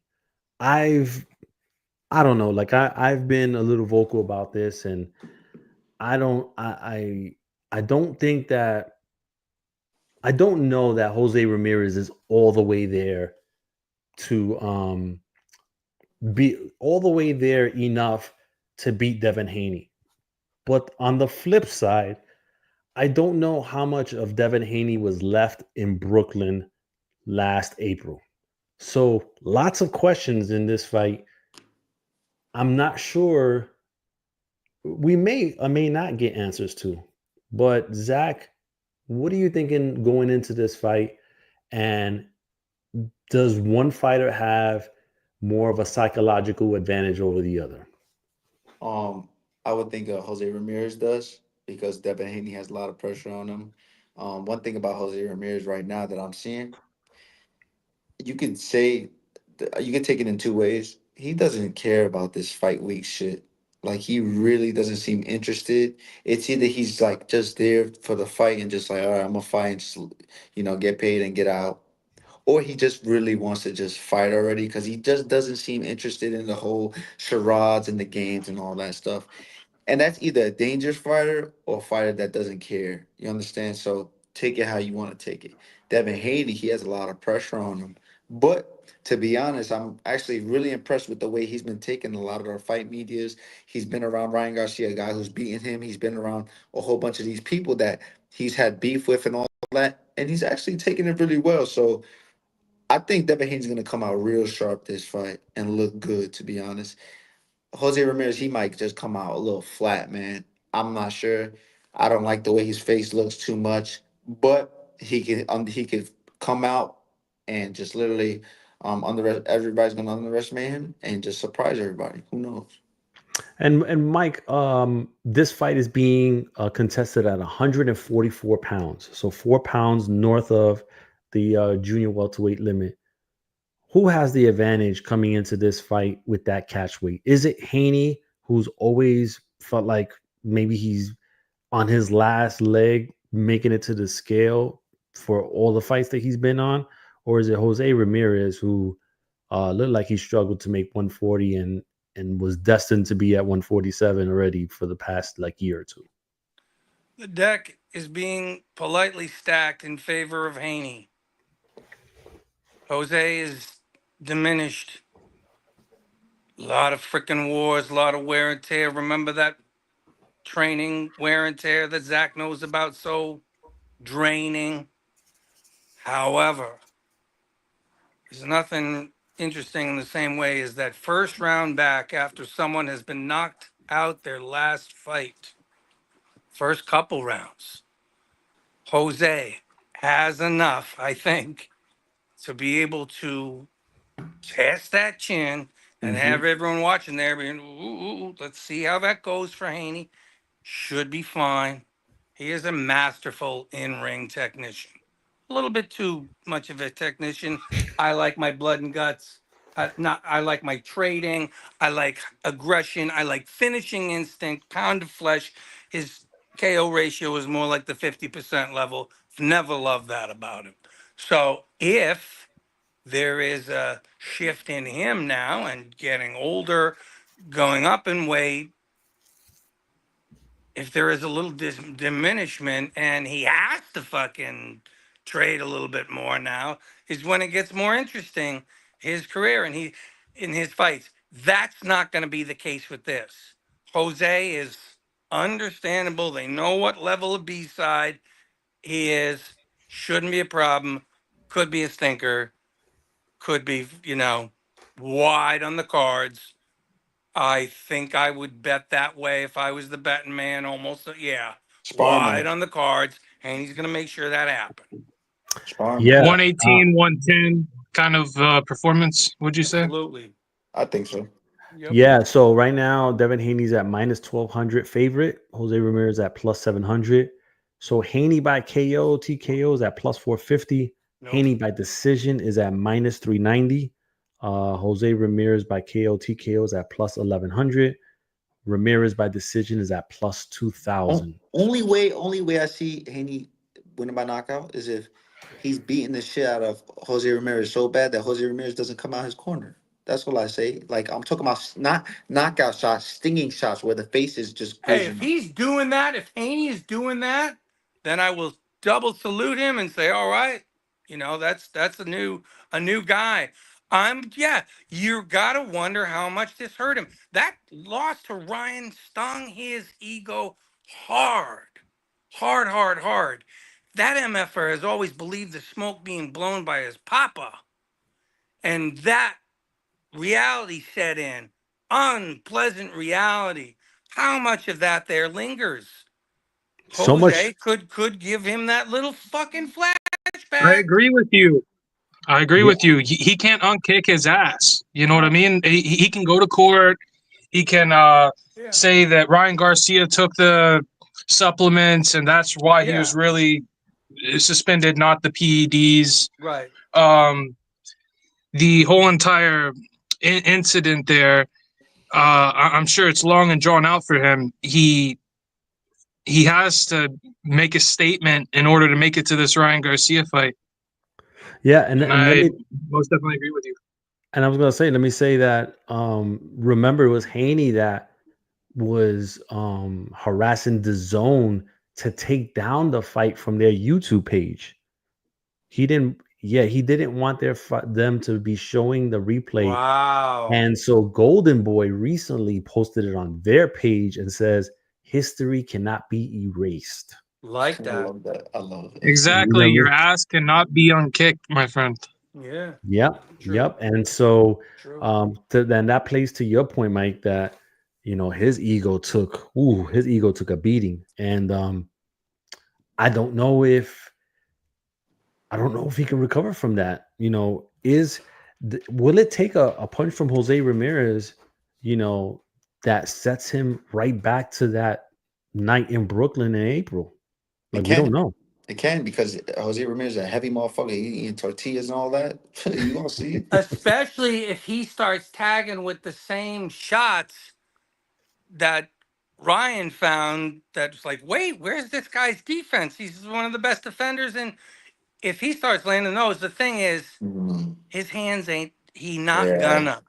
He not gonna. You know, if someone, it's a big different if between the twitchy speed of young Ryan Garcia, and our boy Jose, who's a little bit more longer in the tooth. No fucking He might disrespect, not even man. touch a glove on him. And you know what's going to be the difference too? The size of the ring. Did you get measurement? The size. What is it? An 18-footer or 20-footer? I don't know, but You you need know, to find most Devon fights are to the biggest that they can find. Sure. And I don't think that that's going to be the case in Times Square.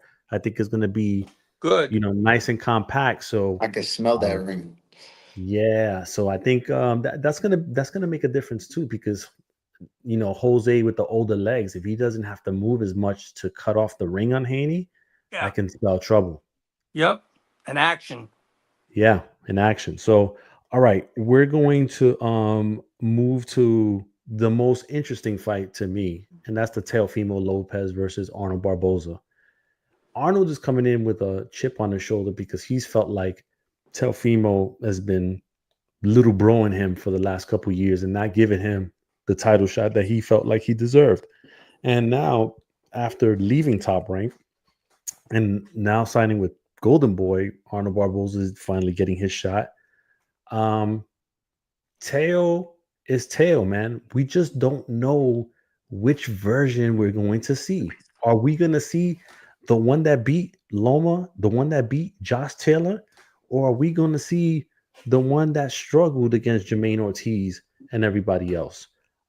Zach, which version are you expecting of Teofimo Lopez? Oh man, to be honest, I'm expecting him to be sharp, bro. The reason why I could say, oh, he won't be sharp because he's doing all this media shenanigans and trying to get attention, but you know he's trying to do what he does to sell the fight because he doesn't get paid. He hasn't been paid like the way he should have been, like all these other guys, because nobody knows. He's not a household name. He doesn't even have a foundation of where he's from. You can't go with him to his neighborhood or anything where he's from. You know, a lot of these guys mostly have where they're from backing them. He has the whole Honduras. He should have Honduras on his back, the whole floor on everybody. You know what I'm saying? And he's a good kid, real respectful too. And guess what? He's the best fighter on that fucking card. He's the best fighter on that card. But I think personally, I think he's gonna come out super sharp. But on about Barbosa's coming out blazing. He's not even gonna hold nothing back, bro. So this is a earn him fight. If Barboza wins, he's big time earned. Big name now. If Teal wins, no matter what, everybody should give Teal his respect for the guys he's beating. I don't care. But that right there, put him up because he's fighting a young, hungry lion, dog. Yeah, and Mike, do you buy into the supposed outside distractions and the antics, like Teo not wanting to do a face-off with Barboza at the at the grand arrivals, and his manager Keith Conley saying that they have the next 18 months of fights lined up? Like, are you buying into potentially that this could be a distraction for Teo and he may be overlooking Barboza? Ooh. No, there's been no avoidance. Like Zach said, it's not because Barboza's some boogeyman that this hasn't been made. It's about name recognition, who you've already beat, scalps on your record. It'll be a heavy duty upset. And Styles making fights. Barboza, not the right style, probably to stymie Teofimo, who can be outboxed. And strangely enough, for a guy, a very skilled pugilist, at times we've seen it several times. Likely to see it this time? No, because I think the mobility and such isn't the same level that's given him Teofimo trouble. Zach said it though, that puncher's chance gonna come out guns a blazing. Yeah, for So real. I think a test. I'm not saying testing won't occur. Hoping it will. Hoping wearing that fan hat that stylistically it makes for some good guns ablazing. No, Teofimo, you know what percentage of him is it just him stirring the shit I don't know, 90% of the time, right? He's in his own world, staying relevant as he sees that is the way to do it. So, and there will be no overlooking of Barboza. He should be Nah. sharp. Zach said it. I'm not betting not taking a roll of dice on the B side on this one, gents. Yeah, and Shriman, how do you see this fight playing out overall? Well, I agree with you guys. I think Barboza is going to come out blazing. I do believe that Teofimo is going to come out sharp on the night, and that he's, under pressure creates diamonds. And I believe that he can knock out Barboza, but it's either going to be late rounds where he stops him, or it'll be a decision in favor of Teofimo. I think Okay, Teofimo's going to get it. I think he's going to say I think he's going to do what he said at the presser a couple of days ago. He said he's going to beat the brakes off of that boy. And listen, the odds are kind of favoring that, right? So Teofimo Lopez is at minus 225 favorite. Arnold Barbosa is at plus 180. Lopez by KO TKO is at plus 400. Lopez by decision is at minus 115. Barboza by KO TKO is at plus 900. But Barboza by decision is at plus 260. If you're feeling Barboza, by decision, hey, there's Don't some count him plus money out. there. Barboza's good, bro. I like that guy, and I really like his demeanor for this fight week. But don't when the first round starts, be composed, bro. I was just Be gonna say that. composed because this is 12 rounds, Yeah. Papa. Don't waste all your energy in the beginning. You understand? Because guess what? Teofimo Lopez, he's been here, dog. He's Yeah. been through. On them He's been stages, 12 on that rounds. He's size been stage, 12 that's rounds before. right. He knows what time it is, and Barboza might not know, so he has to conserve Yeah. his energy. You Yep. understand? Not only that, but as Floyd also said one time that when it's a big fight, those lights are just a little brighter, and not everybody knows how to handle that. Yep, this is true. Yeah. All right. Listen. Lastly, Ryan Garcia versus Rolando Romero. I'm gonna start off with you, Mike. Yeah, bud. There's both guys have shown a little bit more focus than they have in their previous fights. Yeah. Not so crazy with the social media, Yeah. not really saying too much crazy stuff. Yeah. The personality sometimes creeps out of Romero, but for the most part, they've been, calm, cool, and collective. Does this create a better fight because it appears that they're more focused? I think it creates less of a cringe for me watching Ryan last year leading up to this time was watching a train wreck, slow motion, off the rails. All I could do was watch and watch with a degree of comprehension. I identified with it. Why? That boy was off the rails and he was admitting to, drinking, weed smoking, mushrooms. That shit ain't it. Those are symptoms. He was acting a certain way because he was off kilter mentally and emotionally. I recognize it because again, sometimes it takes a person who is suffering from the same shit to recognize it in someone else. Many pads on him. So with Ryan now, Ryan then versus now, 1,000% different animal, head screwed on straight, acted like an adult, taking care of business, much less painful for me to watch. So I like it. Raleigh over there, he's funny. He's a survivor.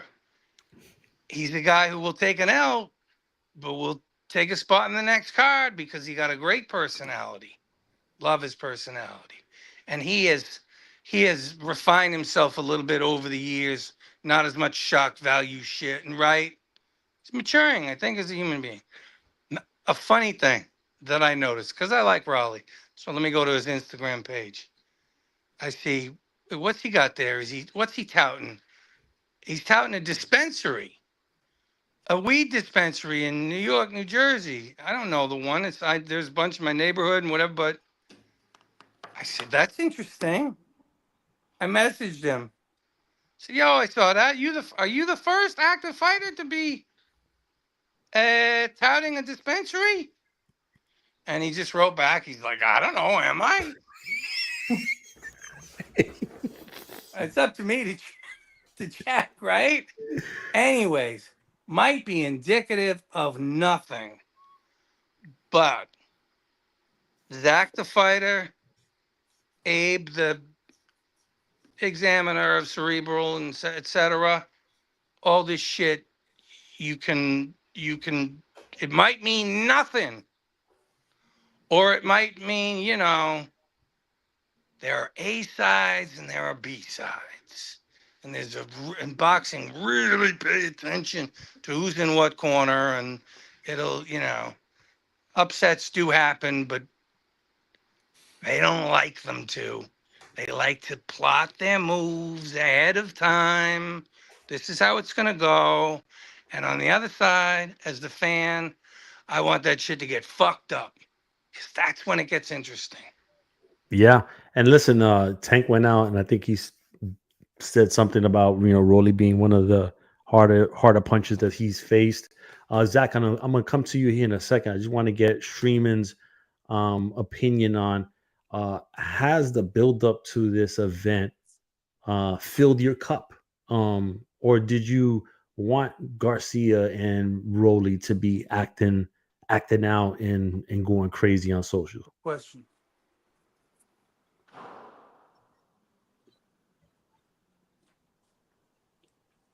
Streaming, you there?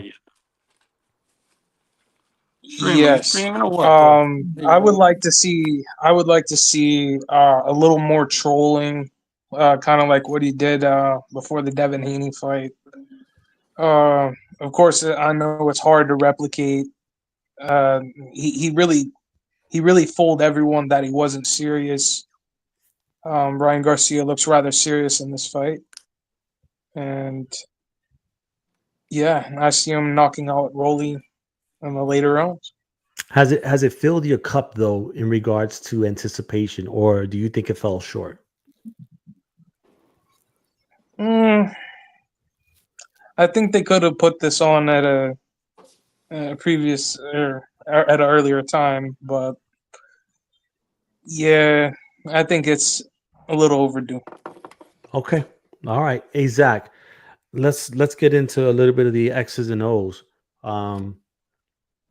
What does Rolly have to do to pull off the major upset and put his name as the guy that maybe fights Jerome Boots Ennis next? Feints, jabs, a lot of pressure, good body shots, cut off the ring. On the clinches, hit to the side of the head, hit the hip. Don't time Ryan Garcia, because Ryan Garcia's gonna time you and you wake up. What happened to me? It's the fourth round, you got knocked out. You have to you can't time Ryan Garcia. You can, but he's not Javante. You understand? He has to give good pressure and wearing down Ryan Garcia. And when you see Ryan open and try to put his hands out, hit him in the back. Hit him, not the fucking Devin Haney taps. I'm talking about hit him in the back. Club him. Roughen him up. Make it. Throw a forearm in there. Roughen him up. He has to do that because when Ryan Garcia is tired, he has no effect no more. Once Ryan Garcia's stamina goes down, his endurance, What's that? there's So no steam. Rolly got to get to round 4 or 5? Oh, he's got to get to round 5 and Okay. 6, a little because Ryan Garcia is coming in shape. Okay. Yeah. So he get there then, but when Ryan Garcia's endurance goes low, there's nothing he can really give to you. He's not like a tremendous boxer. He's a boxer puncher, but he's really a fucking puncher, dog. That just can move just a little bit, but he will fucking knock you out. He has blazing fast hands, and he has a puncher's punch. He will clip you, and you're done. You understand? Lights out, not like lights out type of shit. Yeah. Hey, shout out to Antonio Tarver on the Instagram. Hey, and hey, champ, if you want to join us at AG Boxing, the live stream link is The there. magic. The Magic Man, you could join us. Shout outs to Damon Gonzalez, Augustus. I see you, Liam O'Brien, my brother, my man Jason, Tris Dixon. I see you. All right, I just wanted to get that in there. Nice. Woodsy, Ryan's coming into this fight. Hasn't fought in a year. Do you think it's important for him to get rounds, or should he just, go in there guns blazing, get Rolly out of there as quick as he can? Zach already answered it. No, not be getting no rounds. Don't be trying to get no deep waters. No getting work. Get it done. Get it over with, and get out to your after party where you drink seltzer, brother. You ain't drink yourself. And what's and how does Ryan approach that? Like, he comes in, mind you, the fight is outside. I don't know what the temperature is like over there in New York City. Might take a little bit to get warmed up. Can Ryan get warmed up that quickly? He can. He'll get warmed up. So what are some of the things that he has to do specifically to get Rolly? Like, do you see him like jumping out and being aggressive, or Absolutely. or is he gonna kind of sit back and wait? Kyle, this is a nice one. This is a nice one on fucking paper. Ryan is coming back. God, it's been, I'm presuming only, it's been a long year for him. Coming back, it's been, I can't compare me and him, but coming back from a dip in your mental health, and you get your medication adjusted, and bro, he is a different freaking person now than the guy that was running around a year ago. A regular, smarter living person. So it's apples and oranges. Does that affect how he is going to fight and his strategy? I'm going to say probably, honestly, not. He's going to be happy to get back in that fucking ring, get that animal energy out. Rolly is there to absorb the energy and give the energy. Rolly sets down in his frickin' punches, and I think I sound like a cheerleader, but it's Not like going distance. I It's not think going distance. we have been underestimating this fight on paper as far as what kind of fucking fun it's gonna be, and if it's how you define fun. And I like my trading. I like my investments. Both of these cats will be doing it. Zach, great freaking point. If you're watching this fight, if you've laid down a bet, you definitely, if you see it go out of round 3, 4, and then into 5, and then Garcia, some of that means that Rolly is taken maybe the best. So, as always, hoping for a good one here. Not betting against that A side. Rolly was choosing for a reason. Fucking Rolly knows it. Rolly knows he's taking some L's, but keeps on chugging.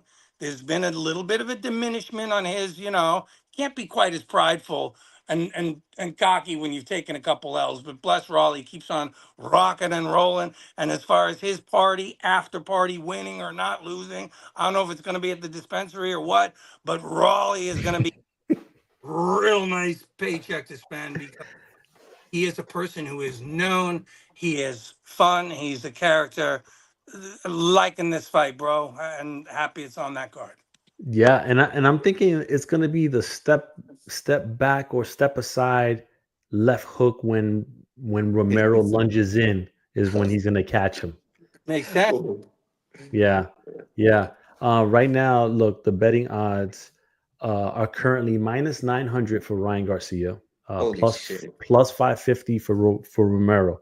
All right, Garcia by TKO KO is minus 350. Garcia by decision is at plus 500. Romero by KO TKO is at plus 800.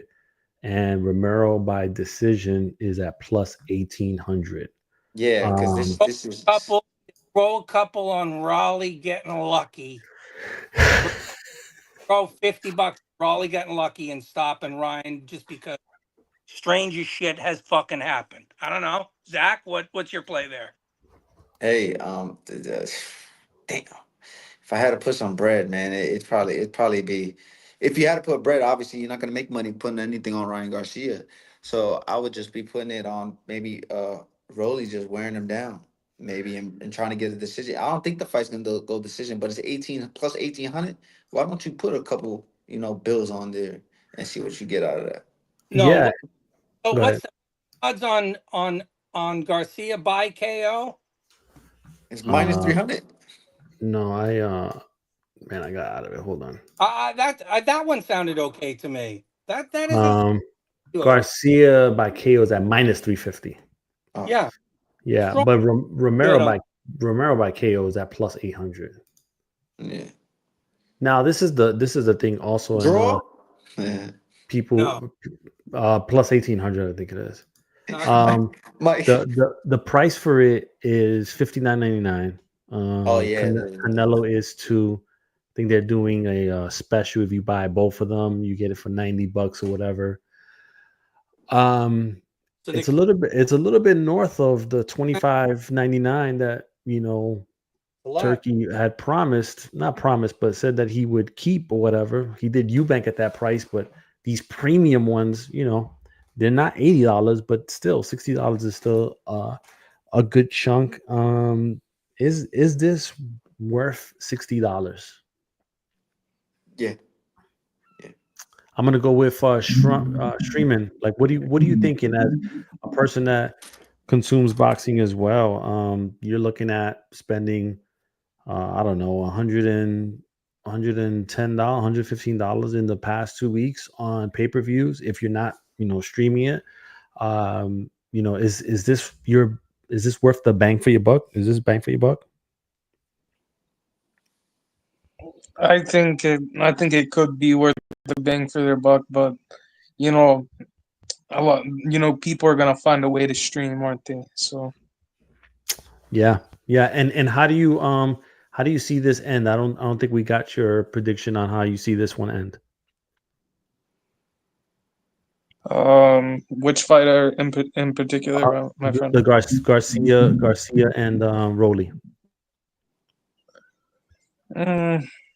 I'd say Garcia knockout round 11. Oh, you going 11? You going deep? Okay. Yeah. you would get better odds than that it being a late KO. Yeah. I'm gonna say I'm my sure. three. I'm gonna say my three. I Yeah. got Devin Haney winning by unanimous decision. Yep. I have Teofimo winning by a close fight and them arguing with each other at the end of the fight. Then I got Ryan Garcia by stoppage. And Woods, I mean, I'm gonna go into some of the little details, but how much will people maybe I would say how much will fans value the return of Jim Lampley calling fights, because he's supposed to be calling the fight on Friday. I don't know with who, but how much are fans going to actually value that, or is the nostalgia going to run out really fast? I think that's dependent upon your demographic slice. Crowd. Really has to do with your age bracket there. Person like myself, absolutely, it's meaningful. It's part of the problem for me, to be honest. Coverage in this day, a lot of your coverage depends on watching stuff off the screen. And, I started really paying attention and like writing for the boxing magazines then in 1995. And so, bro, pretty golden age in broadcast then compared to now. Oh yeah. prime HBO, in the 2000s, 2010s, right? Jim Lampley, arguable. Anything is arguable. But the best to ever do it as blow by blow man. I make no mystery of the fact that I love and look up to Larry Merchant as color analyst. Makes sense. I was a newspaper reporter and and his wordsmithery and all that shit. So matters a good deal to me. But how many people will factor in who's calling the fight on whether they're buying the pay-per-view or not? Is that a big game changer for people? No. No, not really. No. But does it impress me when I'm weighing His Excellency and the new what boxing is and the place that we all have in it? Does it impress me that Turkey Al-Sheikh does this?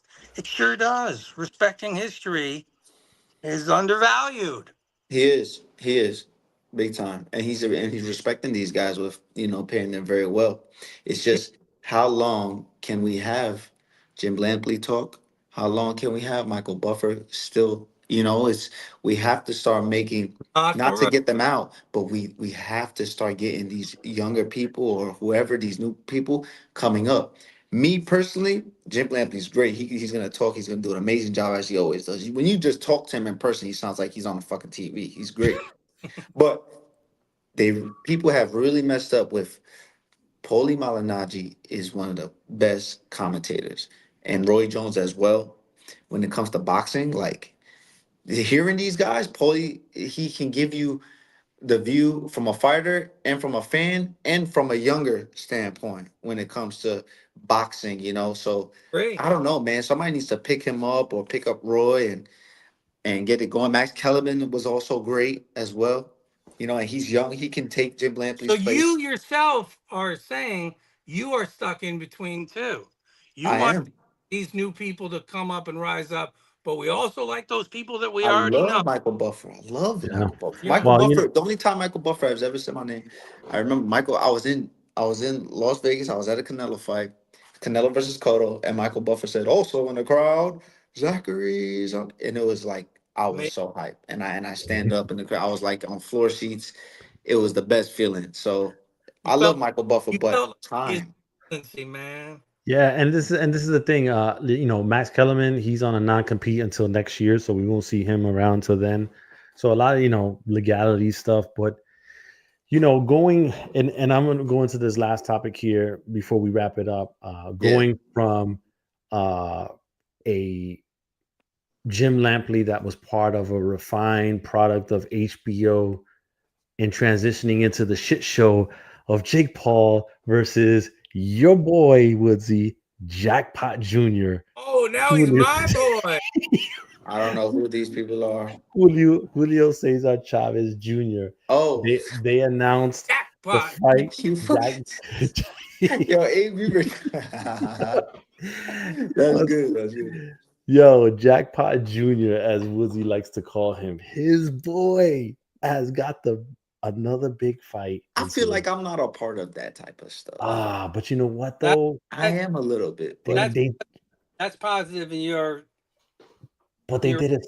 But they did it smart though. They did it smart. They put it in Anaheim where Zerto Ramirez has fought before. He can pull a really good crowd. So he's fighting Dorticos, which is a great fight, all action fight. And then you got Chavez, who still has a cult following. How I don't know, but he still does. His family's reality show was just on Netflix in Spanish, right? In Mexico and all in Latin America. Like they're coming off of that, so the popularity is still there. And he's fighting against Jake Paul, and this is gonna be like the biggest shit in Southern California come June.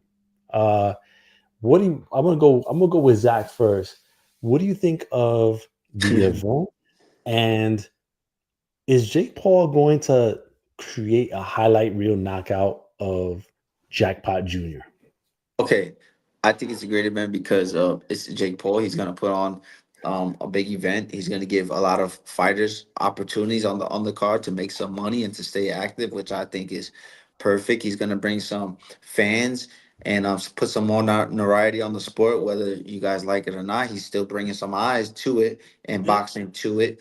Um, it depends. He will get a highlight reel knockout on Julio Cesar Chavez Jr., depending on how much he pays Chavez Jr. to do his acting. But if Chavez Jr. is training for real, Jake Paul will get stopped. But it's not gonna happen like that. This is the Jake Paul show in that little world in boxing. And it's gonna be a great night for everybody though. It's gonna be a good time. I think even if you go to the fights, I think it's gonna be a cool time. It's gonna be fun. You know, it's a type of thing where it's like you don't have to take something too serious. But it's boxing. You understand? Boxing we take serious, but this is a fight where it's like, oh, what's they gonna do? What they gonna do? What's they gonna wear? What they gonna come out with? Is Julio Cesar Chavez father gonna come out or say a week before he's a disgrace and then come out in the car Chavez Jr. like this on a horse and who knows? Like I don't know. Yo, Question. Woods? What? I'm gonna come to you, Over Woods. there. Hold on, Woods. I'm gonna come to you. I just want to get Shreeman. Um, does this push your meter to your hype meter? Does this do it, or are you not even going to watch it? If he's there, there you go. I honestly think that, like Zach said, this is the Jake Paul show. I think it's probably going to be Chavez taking a dive. And yeah, that's going to say the end of it. I thought Freeman was gonna say he got William Skull winning. That's what I really thought he was gonna say. Scully. Well, what are you talking about? I do have William Skull this weekend. Going on Scully. I do have William Skull this weekend. Streaming is joining Chris Mannix and the Skullheads. I'm with you. I'm with you on that one. Hey, listen, Woods, real quick. I've been on William Skull longer than any of these cats, man. So no doubt. Hey, Woods, real quick, Jackpot, he's getting this. Probably his. We keep saying this is going to be his last opportunity, but he keeps getting opportunities. Tell me what's your thoughts on Jackpot as we wrap this thing up. First, when we say of fighters, well, he has to win or is his last opportunity, bro. You can get your freaking face batted in. And it can be like helpful getting you a gig the following year. It's a strange system in boxing. Regarding the name, and Zachary's like Jackpot Jr. What's this dumb inside joke you idiots have? I will tell you where it comes from. For me. It came from Alcoholics Anonymous. And it came from being in a meeting, and the old guys would talk about, oh, you don't want to be going off on no run. Stay smart, right? Read your big book. And because one drink, it'd be trouble. You find yourself, you'll be hitting a jackpot. And what they meant about the jackpot was you get arrested, fights, you crash your car, etc., etc. Jackpot. Not in a good way. So, old Junior, I had a mean joke in my head as Zach was talking about, and Abe, about he has a built-in fan base. And I'm like, yeah, just his former friends at all the fucking rehabs he been to. That's about, 25,000 on your pay-per-view right there. No. I joke and I kid, and I think I can do that because I know where Junior's been. You know what I'm saying? Fucker. Trying to fucking fill holes in your soul and with various methods. What is he now? He's beyond his stated age. He's an older. He's older than his stated age. This comes back to a theme that we've had in this. By the way, this session, Abe, you had me make 3 different batches of coffee to keep up with you guys. I'm on nothing. The the theme that we've come to a couple times is them B-sides, they know what's on them B-sides. They know all of it. They know how many times Junior been in whatever rehabs. And by the way, we're making jokes. We don't know about anyone taking no dives, right? We don't know, but we know how things are set, expectations.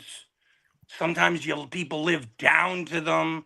They don't have to be no contract. Just, I know what I'm here for. I know what the check is for. It's not for me to upset the apple. So, is that the situation here? Outside looking in, thinking probably, yeah. Thinking Jake Paul here gonna win that one. So everyone building up, oh, real test, etc. No, it's another exhibition. It's another event. It is what it is. No hating on it. Giving a lot of my time, energy, and attention to it. Not overly. Yo, Yeah. Mike, you know who I said Jake Paul should be fighting? Jake Paul should be fighting Sharif Younan. Hey, brother. Give my No, boy a shot. absolutely. Again, I ask you because I know you. What the fucking you weigh? Let's get you in. No, I had this conversation a year and a half ago with old Kermit Cintron. Kermit, right, in his 40s. Now that ship has sailed a little bit. People are gonna be like, no, Jake after Mike Tyson would beat Kermit Cintron, and he probably actually maybe would because Kermit is old enough, et cetera, et cetera. But a young tiger, a real young tiger that hasn't blown up yet, a risk reward. Junior Union is way too dangerous for Jake Paul. Yeah, he's Put, dangerous. put that clip out there right now. Let's stir the fucking pot. Junior, way too dangerous for you, Jake Paul. I'm just trying to get my guy paid. That's Yeah, all. me too. Oh man. Hey, Never listen, that be said that we don't have hearts, guys. Just send that clip to Junior. He owes us one. He owes you one, me one, and Abe one because it's his fucking show. Hey, listen, gentlemen, that's gonna be it because I gotta go pick up the kids from school and the babysitter, and everybody else got a life as well. So we're gonna wrap this thing up. That's Shreeman, please give out your social media handles if you would like, and I appreciate your participation today in today's show. No problem. You can catch me at Sriman Virabhadra Sports Media. And yeah, that's where it's at. All right. Thank you, Shreeman. I appreciate it. You can follow Mike Woods at Woodsy1069 on X, TikTok, Instagram. You can find his work on Fights ATW when he blesses us with his beautiful piece of work, whenever that is. And then Zach, you can follow Zach at Zachary Ochoa. He is sometimes on social media, sometimes he's not, but most of the time he is. He just doesn't tell anybody that though. And you can follow the show on YouTube at ABG Boxing is the YouTube. Please like, subscribe, comment. FightsATW.com is the website. You can follow me at ABG718 on X and on Instagram. Last one, Zach, then Mike. What do you want people to know about this weekend? Yo, this week is gonna be a great fucking weekend. Don't get it confused with the circus that we just playing around talking about. Everything we talk about is just straight facts. Everything we give is our opinions, and everyone's entitled to their opinion. But we do talk boxing with straight facts. There's no gimmicks here. This is all real shit coming from real people. We even got a fan on here that's not even in the boxing business, and we got him talking, which I think is cool. Now, this weekend's gonna be great fights.